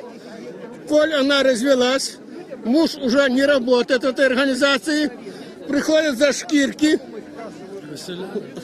выселяют с ребенком несовершеннолетним на улицу в декабре месяце. Куда это мыслимо, а? До чего мы дальше докатились? Это я вынужден, мне 72 года, я вынужден помогать дочке, помогать внукам. Внук один учится. Надо платить 12 миллионов. А кто заплатит? Дед, конечно, заплатит. Наше образование бесплатно. Вот так вот. За что мы возмещать должны государству? Лекарства, извините меня, если моего ребенка положили в больницу, я говорю, не надо тех лекарств бесплатных, бесполезных. Дайте я куплю импортное нормальное лекарство. За что? В садике плати за садик, так еще деньги принеси в садик, сдай, на игрушки, на ремонты. Ремонты приходи делать в садике. В школе у нас бесплатная школа. Купи учебники, купи то, купи все, и сдай еще на ремонтный класс. Где у нас что бесплатное? За что возмещать государству? Я похожу, хлеб покупаю в магазине, я плачу за него. Мне государство накормило бесплатно? За что? Я отучился за свои деньги. Я сам платил за свою учебу. И детям своим отдаю в садик деньги. Нам выдают 500 000 за садик, 50 рублей за садик. И плюс я еще надо отдавать моей семье на ремонты. Ремонт надо делать. И плюс каждый месяц, что покупать. Так за что я должен возмещать налоги государства? Что на меня тратит государство? У меня сейчас камни в почках. Я что, пошел к врачу? Я пошел, заплатил за УЗИ, потому что я не могу бесплатно его в поликлинике сделать. Я пошел, заплатил за свои деньги. Так за что? У меня зуб заболел. Потому что если не добьемся полной и безоговорочной отмены декрета номер 3, то в скорости получим новые номер 4, номер 5, номер 6 и так далее по порядку, которые потребуют, может быть, платы за кислород, за живую природу и в конечном итоге, может быть, даже и право жизни будем оплачивать. Власть долго ставила над нами эксперименты. А почему вам не дали граммофон? Почему вы не говорите в этот самый? Вас нарушают.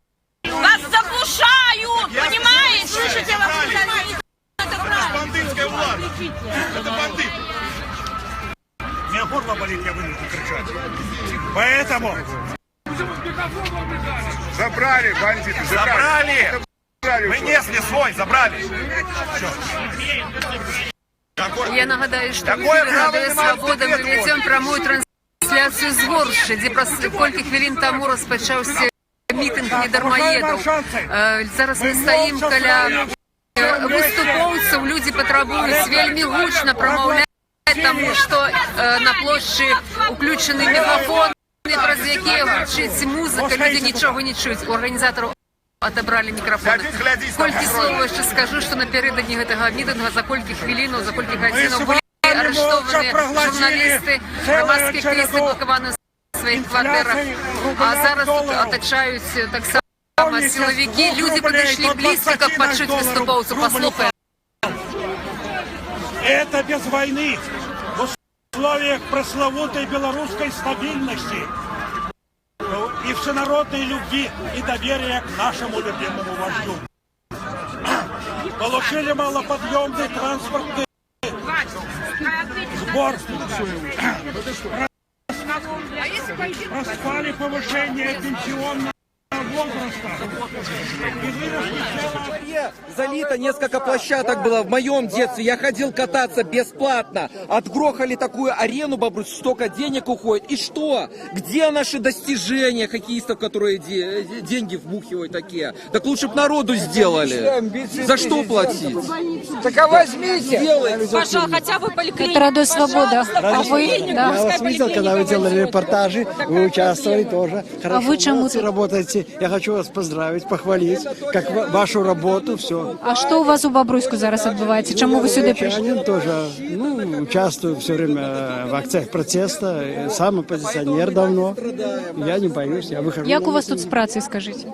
Что? З працею як у вас? Є з працею у людей? С працей у меня все нормально, но я пенсионер давно, я уже много лет нахожусь на пенсии, на законе, так что все равно поддерживаю борьбу народа з владами. Дякую вам велике.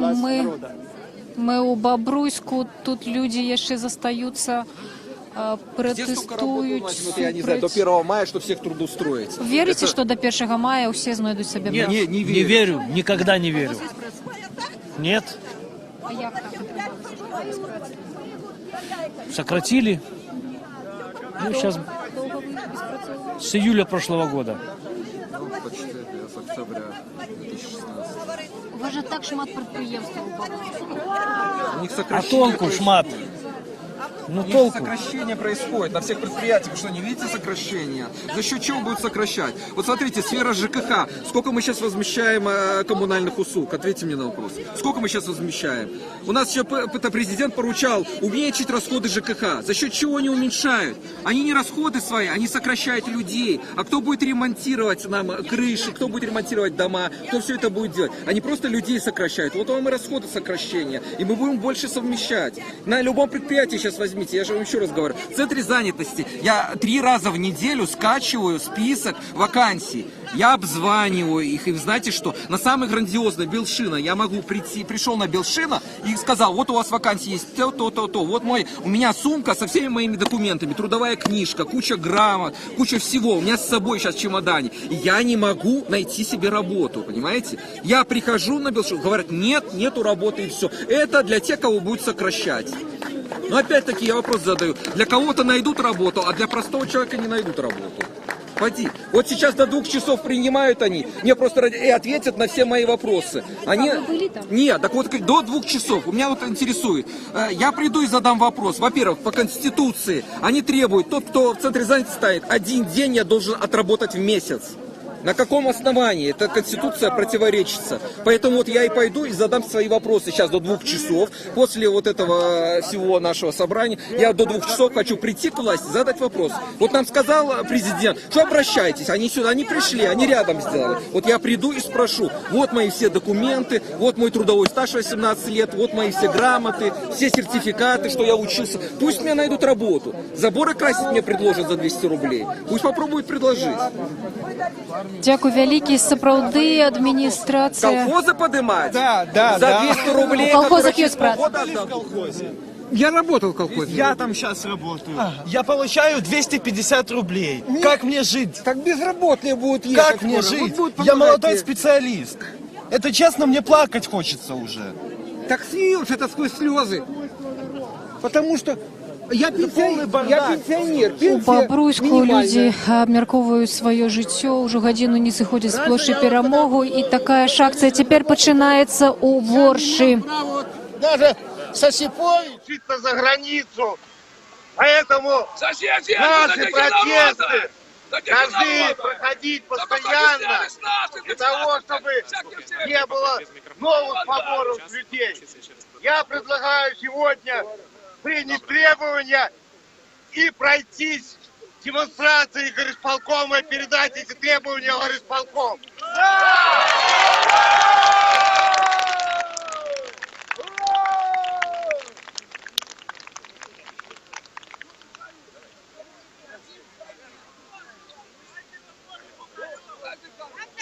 Дорогие друзья, все вы знаете, что декрет номер 3 коснулся всех семей, начиная от пенсионеров и кончая рабочими и их детьми. То есть это целая цепочка. И декрет это не единственный, так сказать, указ, который затронул людей. Возьмем, я говорю, пенсионную реформу, которая постепенно дойдет до 65 лет. То есть, получается, люди формируют пенсионный фонд, но придя к возрасту 65 лет, они пенсию не получат, а там многие окажутся на кладбище. Кому свой подводится, чтобы вы формировали, но пенсию получат немногие, доживут до этого.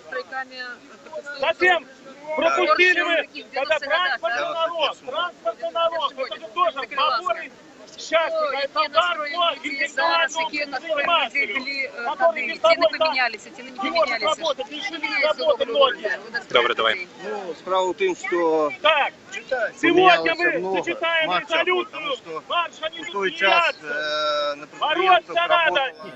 Але добре виглядаєте. Ну, я пенсионер, в принципе, да. Ну, хотел бы еще работать. Здоровье есть, все, я не могу поработать. Я не могу нигде устроиться, да. Никто. А пенсия мне, ну, на 270 рублей. Я всю жизнь дальнобойщиком отработал. Такая же пенсия у меня. 265. Да, такая А вот еще говорят, что большая надо пенсия, семью красивая. это создавать. И на эту пенсию нужно А так за оплатить что можно квартиру. эту семью содержать? А потом? когда, да, а когда Это если сам получаешь себя ЖКХ. не можешь вообще прокормить даже. А когда это самое получаешь ЖКХ квитанции, то просто волосы становятся дыбом. 170 Это рублей, просто вот настоящее счастье. Да. И что остается? Я не могу 70 рублей у купить, вас или что? за квартиру отримується. Да, за квартиру надо платить. А що ж за квартиру? У вас 5 комнат, напевно. Что, опять? 2? Да. Могу взять на квартиру. Я шучу. Целых 13 у него. Ну, да не, это невозможно. уже Надо менять. известный власть. факт. Может, возможно, будет лучше. А так, что мы дойдем? Ну, Я тоже за квартиру уже плачу вообще за ничего все нет, про вообще. все. 160 остается. Вот при так, советской вот власти так надо купили, жить. всё. Ну, розкажіть, як за 160 рублів? Это Что вы так можете себе унизительно, дозволить? Это так унизительно, вы даже себе представить не можете. Ничего не могу. Просто вот, ну, все самое дешевое, все самое простое и так далее, и так далее. Все наряды, все одежды – это подарки. Вот так я и живу. Вот так я живу. Я никогда не думала. Никогда в жизни я не думала, что мы так будем жить в Беларуси. Никогда. Я думала, что у нас все будет лучше, лучше и лучше. И в один прекрасный момент, вот мы получили то, что хотели. Хотя я никогда не голосовала за этого человека. Он не мой президент. Но страдаю я вместе со всеми. Вот такая жизнь. Получается, никто не голосовал. Однако... Да. Да. От Ермошиной. Голосовала одна От нашей Ермошина. любимой, она же наша, наша, да. Так что и в Дроздах у нее коттедж стоит, она под охраной, она в Минске не может ходить, потому что ее могут убить.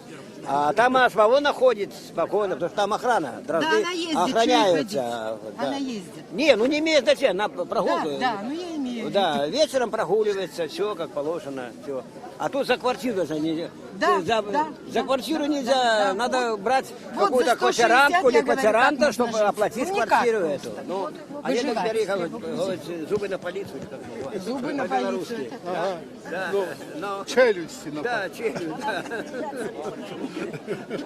За что? За 100 рублей как работали. За 100 рублей как работали, 150. Против меня работы нету. Против Человек меня должен платить налоги. стройматериальный магазин, Если он грузчик работает, заробляет 150 Если он не рублей. работает, Он с чего прокормит он должен семью. платить? Не, где наше правительство? Я угнать надо в шею. У шею угнать надо. Сталин надо. Как ставил к стенке. Нарышкин фабрику, такую фабрику положил на кости. Его повысили. У теплые места отправили. Сталина нам А тоже фабрика не надо. стоит, никому не нужная, продавать стали, никто не купляя, прислали женщину. А что она зробить уже, вот это я не могу сказать. Что она зробить? Як она подыме это? Предприемство ни одной работы не работает. У нас индустриальный город, 40 предприемств было, где они? Президента, Хоть тот, одно который працует? убили, Стабильно. который Нет. партизан был. Башерова, вот его надо понимать. Мы тогда колбасу возили на Москву, и белорусы жили, нормально было. А потом начала уже очередь, там уже везешь колбасу на Москву, очередь 2 километра водителем дальнобойщиком. Я народилась до войны народилась. Кажется, что плохо было после войны. Плохо было до 50-го года. Там и бульбочку собирали гнилую, там еще. Ели то, что Бог послал, ели. Но 50-е годы у моего таты было корова, телка, теля, 2 свиноматки. Вот такие вот подсвинки 4. Пчелы были в 50-х годах. Жили баринами, платили налог. Хлеба купить, подумать. Платили налог, правильно платили. Мясо, молоко, масло сдавали. Все сдавали это. Яйца. Кролей развели 300 штук. Брат, и он уже покойник, царство ему небесное. Развел кролей 300 штук. Батька насадит такие вот 3 корзины. Раз завезет, 2-3, все сдашь. И ничего. По 3000 налогу платили. Я носила платья такие, чтобы, как я вот принесла вот зараз, у вас бы... Глаза прозрели еще. У меня поносила бастонов, кавыркотов, крепсатинов, крепжаржетов, шалков. Кепска жить. Теперь плохо живем. И еле натурально. А что теперь хорошее? Купила я фарш. Я скажу где. Возле туалета на базаре стоит купалка. Прицепчик стоит. Купила фарш. Ну я... Ага, ну, говяжий, ладно. Коли принесла домой, что там состав? Горох, Вика, Боб, Шмок. Все, кроме мяса. Все, кроме мяса едим. Колбаса. Раньше писали. Ага. Зато дешевее. Такие пенсии тогда. Дешевее, да. А тогда было... Коробка спичек стоила копейка. Это 10 копеек, 10 штук. А теперь 10 штук стоит сколько? 60 копеек, 50-60 копеек. И морква стоит 40 копеек. 60 Дякую копеек. вялікі. У Бабруську на площі люди абураюцца. І цяпер мы паглядзім, што ў воршы адбываецца. Так что, милые мои, это житье, не житье, потому что земля збэшчана, земля отручена, ничего не расте. На что нам вот эти вот китайцы-нанайцы, на что они нам? На что они нам, их надо было гнать в шею надо было гнать. Вот это вот еще. А свое растить, не, извините меня. Что? Я не знаю. У эфір Рада Свабода мы вядзем трансляцыю з горада Воршы, дзе колькі хвілінаў таму распачаўся гарадскі мітынг недармаеду, альбо, як його ще називають, мітынг абураных беларусаў. Нагадаю, што літаральна ў гэтыя ж самыя гадзіны такія ж самыя мітынгі адбываюцца ў Бабруйску і Берасці. І тут у горадзе Ворша сабралася на цэнтральнай плошчы некалькі сотняў чалавек. Перад выступоўцамі выступіў мясцовы актывіст і Павел Севяринец, який приїхав сюди підтримати мітинг з Мінську. Але вся площа центральна у городі Ворші обложена мегафонами, які на всю могутність транслюють некие промови. До початку мітингу велася говорка про Майдан, а зараз просто гучить музика. І тому всі виступовці, удільники мітингу вирішили йти до городської адміністрації. Вона знаходиться в кількох сотнях метрів від центральної площі. Перед тим, як почався мітинг, ще ми, журналісти, коли доїжджали сюди до города Ворші, то стало відомо, що по дорозі у город були затримані кілька журналістів з Мінську, які доїжджали освітлити акцію. Ось такими гудками активістів вітають автомобілісти. Протягну говорку про події, які попередничали в цьому мітингу, були затримані журналісти, а тут у городі місцевих активістів блокували у своїх квартирах. Відбулися перетруси у журналістів на місцях.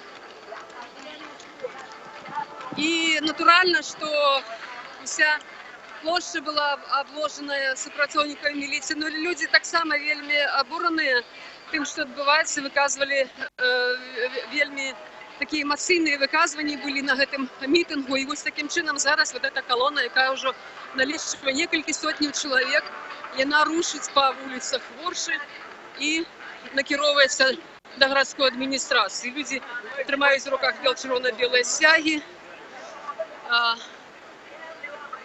Йдуть люди різних узростів, як бачимо. Хтось, напевно, долучається по дорозі.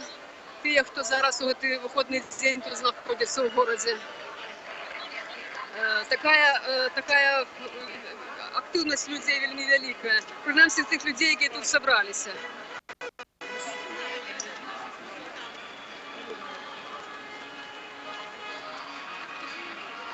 Мінаков вітають автомобілісти, які так само проїжджають мимо. І от таким чином по ходниках відбувається ця хода.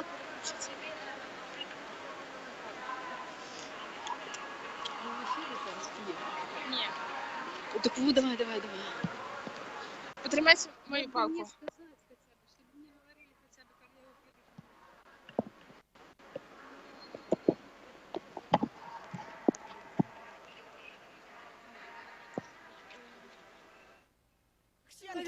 Содержать семью. Пап, все, больше ничего. Хай меня стреляешь, хай меня вешаешь, я буду говорить одно и то. Вот и все. Сейчас, подожди. Я сейчас подключусь к Алине в эфир, и скажу. Алло?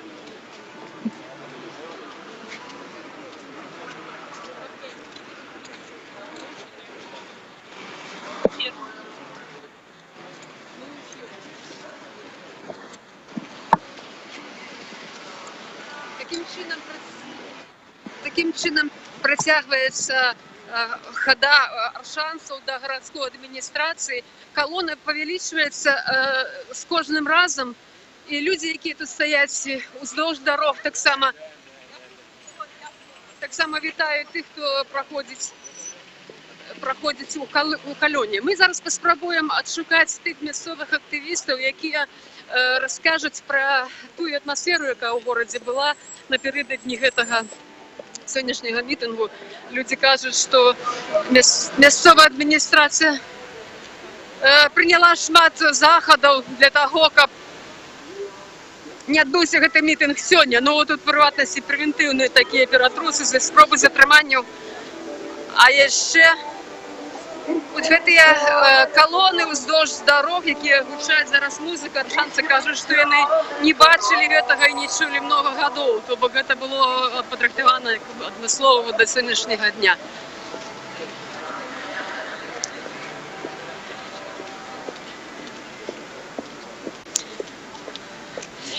Я йду десь, можна сказати, всередині колони, і я не бачу ні початку, ні кінця. Тут велика кількість людей, і бачу навіть людей, які йдуть з дітьми, навіть з малими дітьми.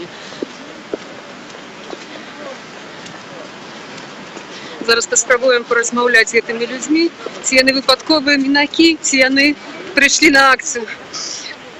Добрый день. Я прошу прощения, я журналистка Радио Свобода, вот ведем трансляцию отсюда. Я хотела перепитать, ці ви прийшли, випадково потрапили в эту колонну, ці ви йдете як удельники? Саша, что? Как удельники. Так. Да, свои требования. Надо менять власть. Лукашенко исчерпал себя. Он загубил всю экономику Беларуси. У нас по Орше ни одно предприятие не работает. Он устроит людей куда? Улицы Миски за 150 рублей. У людей зарплаты по Орше 150-200 рублей. Семьи, дети. А этот закон это просто последняя капля. Он нас ограбил уже. Да, люди без работы. Понимаете, что по Орше? Пивзавод, этот самый консервный завод, силикатный завод, Лехмаш, инструментальный, Красный Борец, кое-как, там несколько дней в неделю работает. Все, одна только льнокомбинат работает. И то потому, что датируют на государство. И потому, что там китайцы вложились. Вот и все. А наши люди зарплаты не получают. Где его обещанное $350? У нас пенсия по $100, из которой мы $50 платим за квартиры. Дякую, Ліки, дякую. Дякую, Ліки. А что мне бояться? Хоть бы мне говорили, коли в эфире, я раскидаю себе спиной.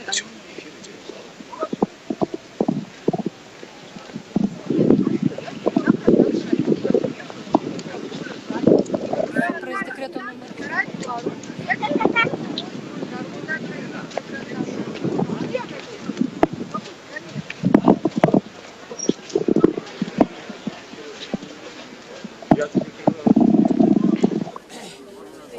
Хочешь бороться? Купил удочку, да? А на рыбалку некуда ехать.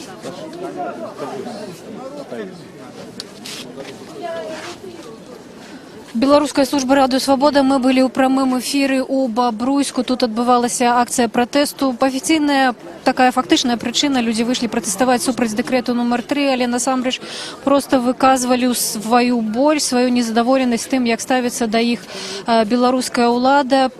От 300 до 500 чалавек удзельнічала. Тут не было таких яўных арганізатараў. Людзі самі бралі ініцыятыву ў свае рукі. Такія ж акцыі адбываліся ў Берасці. Цяпер гэтая акцыя ідзе ў Воршы. Наступны Рагачоў. Дзякуй.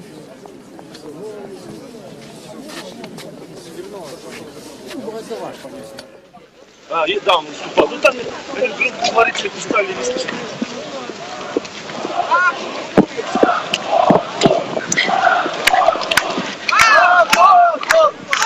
Радио Свобода у Орши. Зараз удзельники митингу недармоедов пришли до городской администрации, каб выказать свой протест супраць того, что супраць президентского декрета номер 3, як кажуть многие, и многие ж кажут так само, что это апошняя кропля терпения у людей. Так люди выказывались до тая хвилины, покуль мы сюда и шли до администрации. До людей вышел представник городской администрации. Нет! Нет! Пошел вон! Пошел вон!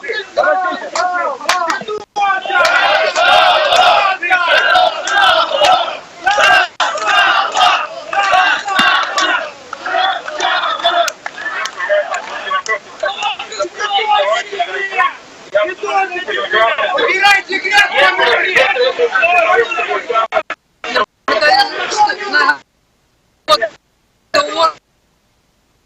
Недармоедов и люди пришли до городской администрации. Чиновник запрошает их вести в залу. Люди отмовляются.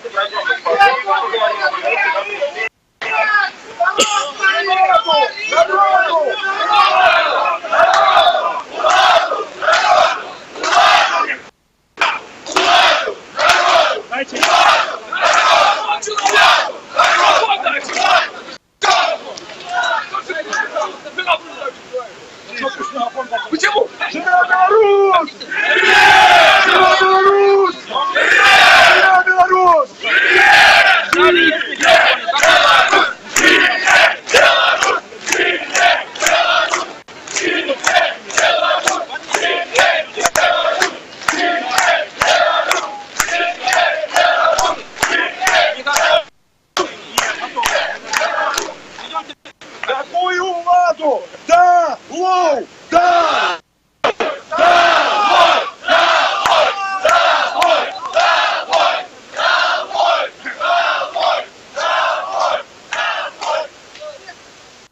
Так, уважаемые аршанцы, у нас опять не дали нам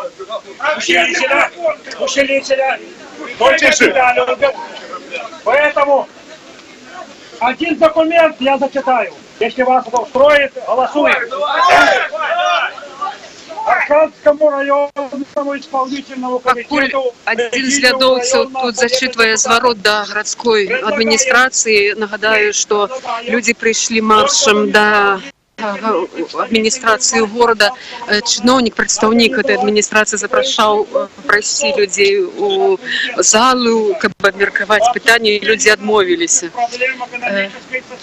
Зараз промовляє один з лідерів місцевих активістів громадських, а тим часом я пропоную сказати кілька слов місцевому журналісту.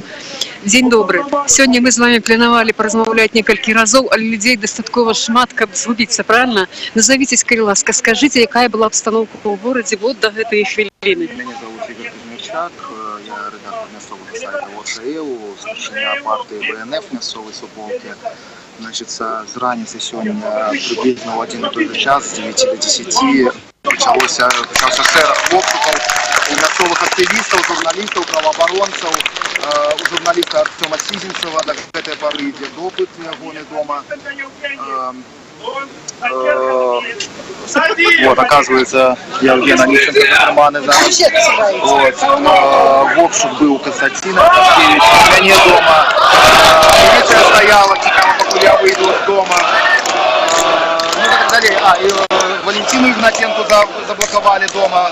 Ну и так далее. То есть таких репрессий в городе не было еще, ну, напомню, часов сталинских репрессий. То есть на вот в 91-м году, когда люди блоковали Чугунку, таких репрессий не было.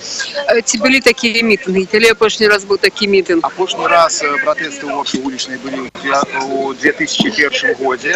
Але он не собрал так много людей. Сегодня тут по 1000, может, около 1000 человек. Это, а может и больше навод. Але это самая массовая акция с 91 года. Что про это думаете? Что у людей это некий разовый выплеск эмоций? Это все ж таки настройки изменились кардинально, істотно, як вам подається? Да, я думаю, это выплеск эмоций. Людей заправдив, тут достало это братское існування, это несправедливость, яку влады роблять. Все это просто достало. И то, что виконком перед, ну, виконком улады, да, перед акцией протеста почали такие шерах репрессий, это ще больше людей взбудоражило, мне здається. Ці може бути протяг таким акціям, як вам подається? Ну, чисто теоретично, думаю, что машимо. Один вариант, что, может быть, пересажают зараз активистов, але на вот это я не думаю, что вспынить людей. Вы бачите, при минимуме рекламы, якая была, тут собралась венечка. Тому потенциально могут вывести и без неких организаторов. Дякую, Ліки, дякую. Коли ласочка, для Радіо Свобода, ми зараз у прямому ефірі, коли ласка, скажіть, чому ви тут зараз? Я здесь решаю. Мы делаем что-то, действительно, люди, которые... Кого підтримуєте?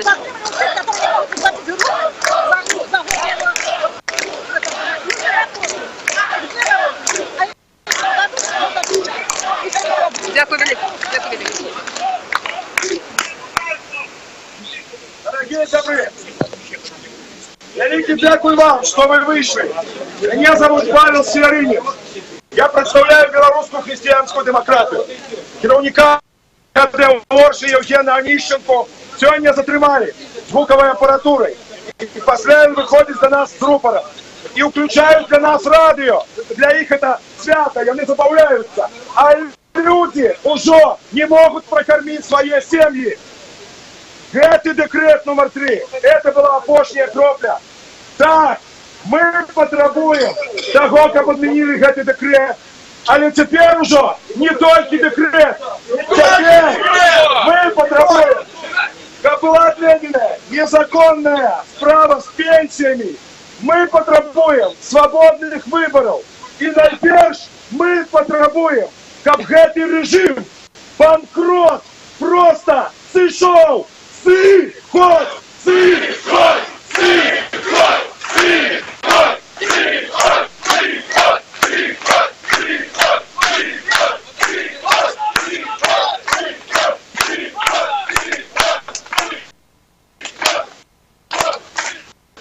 Дорогие сябры, есть Господь Бог на свете, и Он бачит, коли люди перестают бояться, коли люди выходят, Бог нас чує.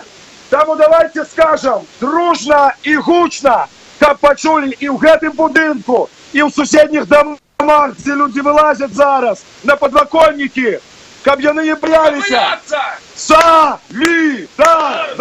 Солидарность! Солидарность! Солидарность! Солидарность!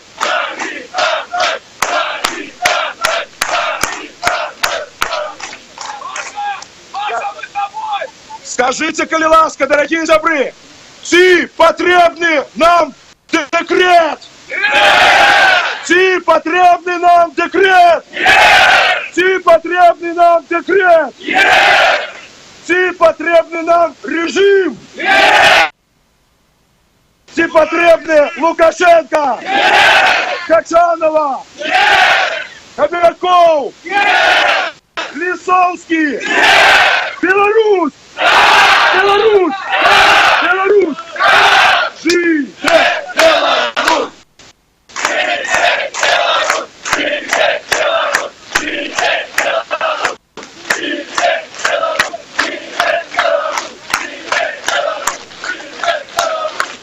Дорогие сябры, не думайте, что зараз мы просто вышли и разыдемся по хатах. Яны убачили, что народ, який був як красопирена пятерня, собрався в кулак. І гэты кулак яны уже бачать. Тому мы будем иметь надею и веру в то, что мы переможем. Верим, можем, переможем. Верим, можем, переможем. Верим, можем, переможем. Дорогие сябры, может быть, вы бачили, як у Пінську халуї режима спробували забрать народного блогера Кивитовича. Так вот, я прошу вас, ваших лидеров, аршанцев, які сьогодні виступали перед вами, проводьте їх до хати, щоб нас було много, щоб яны бачили, що им, шакалам, народ не одолеет. Живе Беларусь! Живе Беларусь! Живе Беларусь! Дякую, дякую, дякую, дякую, дякую. Дякую, почекайте ще, ми ще повітингуємо.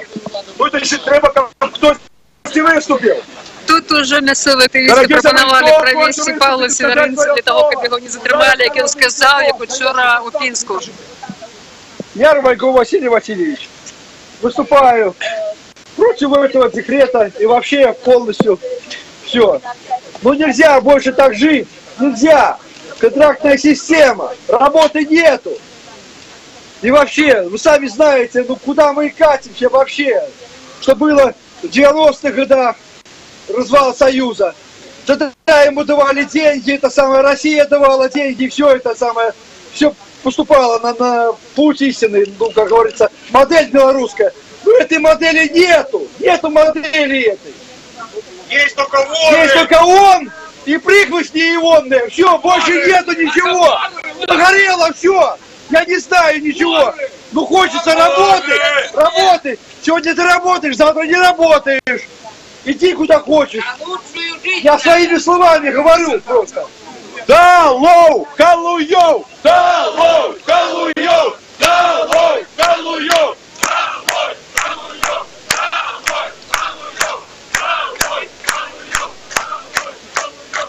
Не шкодуйте голосу, не шкодуйте долоню. Хай он и почует, хай их шкло трясется весь год. Живе Беларусь! Живе Беларусь! Живе Беларусь! Живе Беларусь! Живе Беларусь! Живе Беларусь! Живе Беларусь! Живе Беларусь! Живе Беларусь!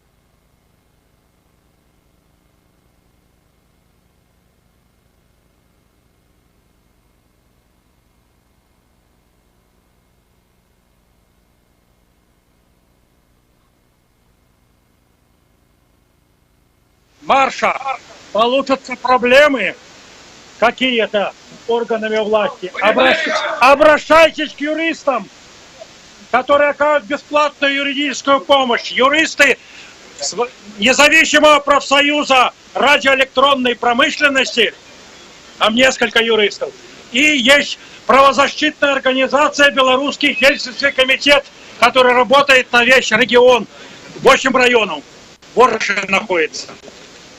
И еще мы принесли макет извещения об оплате. И есть предложение всенародно порвать его.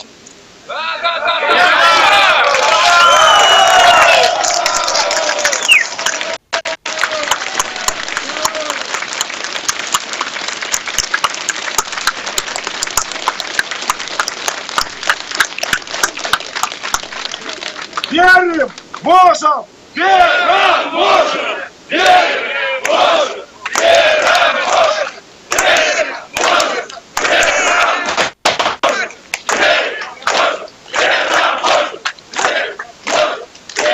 можем! Давайте скажем іншим шансам. Нас тут больше, чем 120 тысяч. Ворша, вставай! Ворша, вставай! Ворша, вставай! Ворша, вставай! Ворша, вставай! Ворша, вставай! Да потребуй воды! Выборы! Выборы! Выборы! Выборы! Выборы!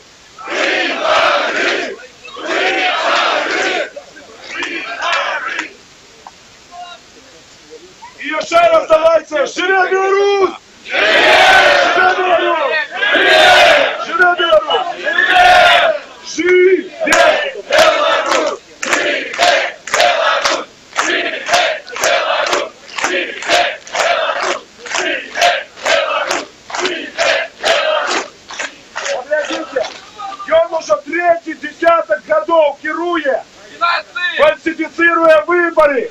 И вот зараз, 3 дні назад, он сидел и казал: те, кто заплатил налог, мы вам залічим за минулый год, а остатних, может быть, мы и вернем, а может быть, почекаем. И он сидит за своим столом и этими самыми руками распоряджается льотами сотен тысяч людей. Як быцем бы мы не люди, а быдло.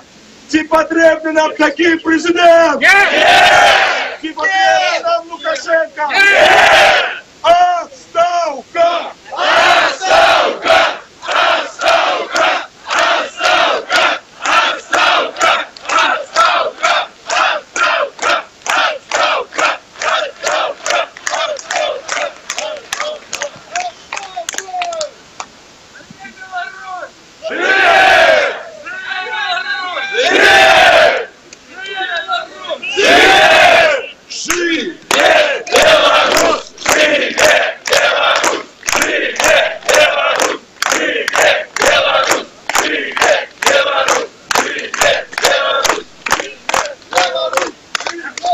Я нагадаю, что мы находимся у Орши, каля городской администрации, где проходит митинг недормоедов. Люди пришли сюда, как выказать свою незгоду с президентским декретом и выказать свое обурение относно теми экономичными и политическими стосунками и подземьями, які відбуваються у Білорусі. Але зараз передаю вам велике привітання, велику подяку от усіх тих, хто мітингував у Мінську. І запрошую вас 15 і 25 сакавіка. Хто може ехать туди? Вирішатися буде все у столиці. Запрошуємо вас, щоб у нас з вами була солідарність! Солідарність! Солідарність!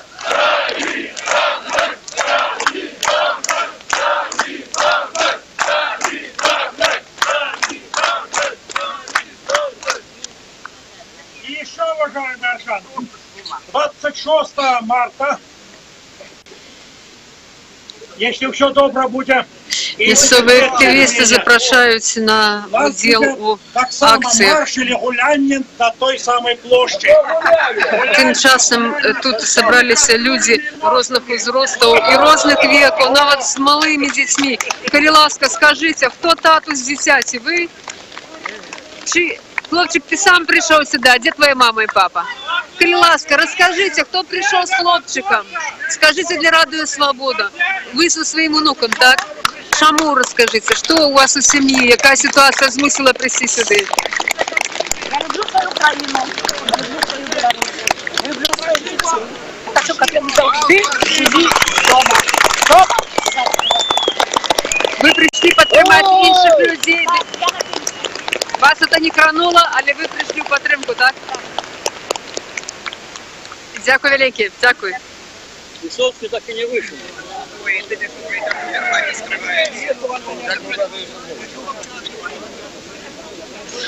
Нагадаю, што Радыё Свабода вядзе прамую трансляцыю з Оршы, дзе вось колькі секундаў літаральна таму завершыліся прамовы падчас мітынгу недармаедаў, які распачаўся на цэнтральнай плошчы горада. Людзі маршам прайшлі да гарадской адміністрацыі. Тут некалькі сотняў чалавек, я думаю, што больш за 1000 нават. Людзі прайшлі, выказваючы па дарозе свае настроі пра тое, што адбываецца, абурэннем гэтым прэзідэнцкім дэкрэтам аб дармаедстве, абурэннем тым, што у іх у горадзе цяжка знайсці працу і шмат якімі іншымі абставінамі, якія зараз ёсць у нас у жыцці ў людзей. Яны прыйшлі да гарадской адміністрацыі, выйшаў чыноўнік, які прапанаваў зайсці ў будынак, але людзі адмовіліся. Яны сказалі, што народу мусіць выходзіць чыноўнікі, а не наадварот хадзіць к ім на паклон. Літаральна вот у гэтыя хвіліны актывісты бяруць Паўла Севярынца, каб правесці яго. Павел заклікаў пільнаваць адзін другога, каб не было затрыманняў, так як гэта адбывалася у Пінску напярэдадні. Такім чынам актывісты, мясцовыя арчанскія актывісты взялі у атачэнне Паўла Севярынца, каб выйсці адсюль з плошчы. Тым часам люди тут уже паціху пачалі расходзіцца, застаюцца толькі некалькі людзей. Я бачу чалавека, які... Добрый день, Радыё Свобода. Мы с вами сегодня размовляли, але еще раз попрошу вас, назовитеся, калі ласка. Я знаю, что вы активист тых страйкаў у Оршы, які адбываліся ў 90-х годах, так? Сённяшні мітынг, ён вам што кажа? Вот ці ён у вас узбадзёрыў, ці ён у вас нейкі настрой палепшыў, ці можа ён мець працяг? Як вам падаецца? Вы чалавек вопытны в этих справах. Я думаю, працяг можа быць, таму што такого сбору людей у Орши, наверное, не было с тых годов. И тому это обнадеживает то, что много молоди. И это можно говорить о том, что такие митинги супраць улады, супраць дзеянню улады, они продолжатся и далее. Дякую, великий, дякую. Тут стоять Радыё Свобода. Еще скажите колькі словов. Отлично, Свобода. Знаете, я пенсионерка, но я хочу сказать, я долго думала, как это так, человек не может человек заплатить деньги. Так что, ему идти красть, а потом в тюрьму сходиться? Я, например, мне пенсии хватает, все, спасибо для меня. Но я молодежь, не жалко их, понимаете? Дякую вам велике, дякую велике. Тут люди приходили многие, как сказать свое слово, и менавіта у падтрымку тых людзей, якія апынуліся ў цяжкай сітуацыі, якія апынуліся без працы і ў патрэбе плаціць грошы за беспрацоўе. Але, як я ўжо паўтаруся, ўжо многія казалі, што гэта як бы апошняя кропля, што многіх людзей вельмі стаміла ўвогуле цяжкая эканамічная сітуацыя. І людзі так выказваюцца вельмі ахвотна, але зараз уже расходзяцца, паколькі актывісты асцерагаюцца арышту, асцерагаюцца нейкіх ператрусаў, якія сёння ў горадзе адбываліся. Мясцовыя людзі таксама са сваімі настроямі пачынаюць разыходзіцца. Вось такая ситуация в городе Орша, але я думаю, что люди мясцовые сами скажут. Добрый день. Я перепрошаю, Радыё Свобода, может, колькі словаў скажете, вы тут пришли як падтрымаць людей, самі ў некую ситуацию? Яка ўвогуле ситуация в городе? Як люди живут? Может, тут лепшым у Менску ці ў іншых городах? Может, люди богатые, может, имеют працу? Нема ні працы, нема долі, нема. Как укупали там это самое, а кто там иде? Это белорусы несут на худых плечах своего гора. Ці вам падаецца, што можна это гора неяк скінуць з плячэй? Ці можна нешта змяніць, як вам здаецца? Владу поменять. Свободные выборы, всего-навсего.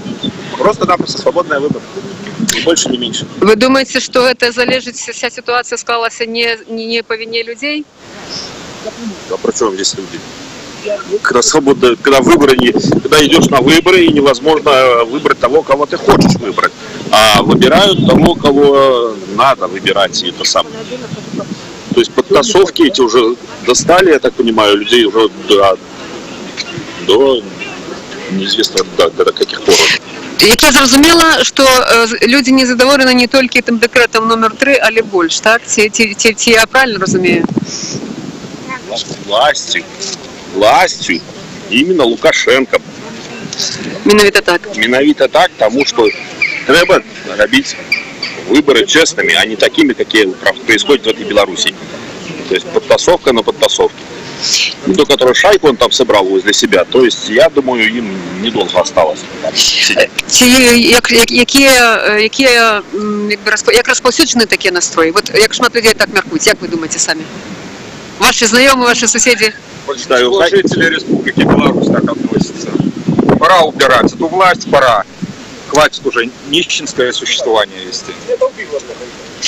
Ці ви готові, скажімо, сьогодні відбувся такий доволі великий мітинг, так? Ці готові ви, скажімо, ці ваші знайомі виходять на такі мітинги? Ці може бути цьому протяг? Многие хотят, но боятся последствий. Либо уволят с работы, либо вот так вот схватят, заберут.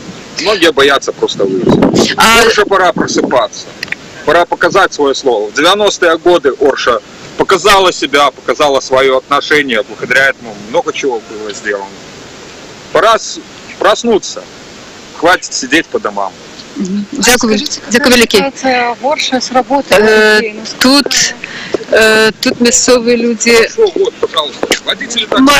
мають такий настрой. Добрый день. Тебе что-нибудь скажете? Ну, тут не все готовы говорить, но это натурально. Не все люди готовы говорить про свои проблемы, свои тяжкости. Але ті, хто у нас тут ще є з людей побач, то ми ще порозмовляємо з молодими людьми. Добрий день. Ті готові порозмовляти з нами? Ні, не всі готові розмовляти. Тим часом тут ми бачимо співпрацівників міліції, так само, які разом з людьми тут розходяться побач. Ну, але поки що ми, як бачимо, нічого не відбулося такого, щоб хтось когось затримував. Так, все пройшло без ексцесу. А все відбулося без затримання, без ексцесів ніяких, ну, коли не улічити того, що на початку акції людей блокували у квартирах, робили перетруси, і некоторих людей все ж таки затримали, і зараз ведуться допити літерально їх на квартирах. Ну, якби накал вот гэтых настроїв масивних, він уже схлинув тут у Орші, і тому я думаю, що ми вже будемо скінчати свій репортаж, тільки додам, що Павел Северинець зараз в оточенні активістів рушив до автотранспорту, щоб покинути город. А люди тим часом починають розходитися. Ми свій репортаж на цю хвилину будемо завершати. І нагадаю, що Радіо Свобода вела трансляцію з Ворши. З вами була Галина Бакунчик. Сочите за нашими повідомленнями на нашому сайті, в наших соціальних сетках. До побачення.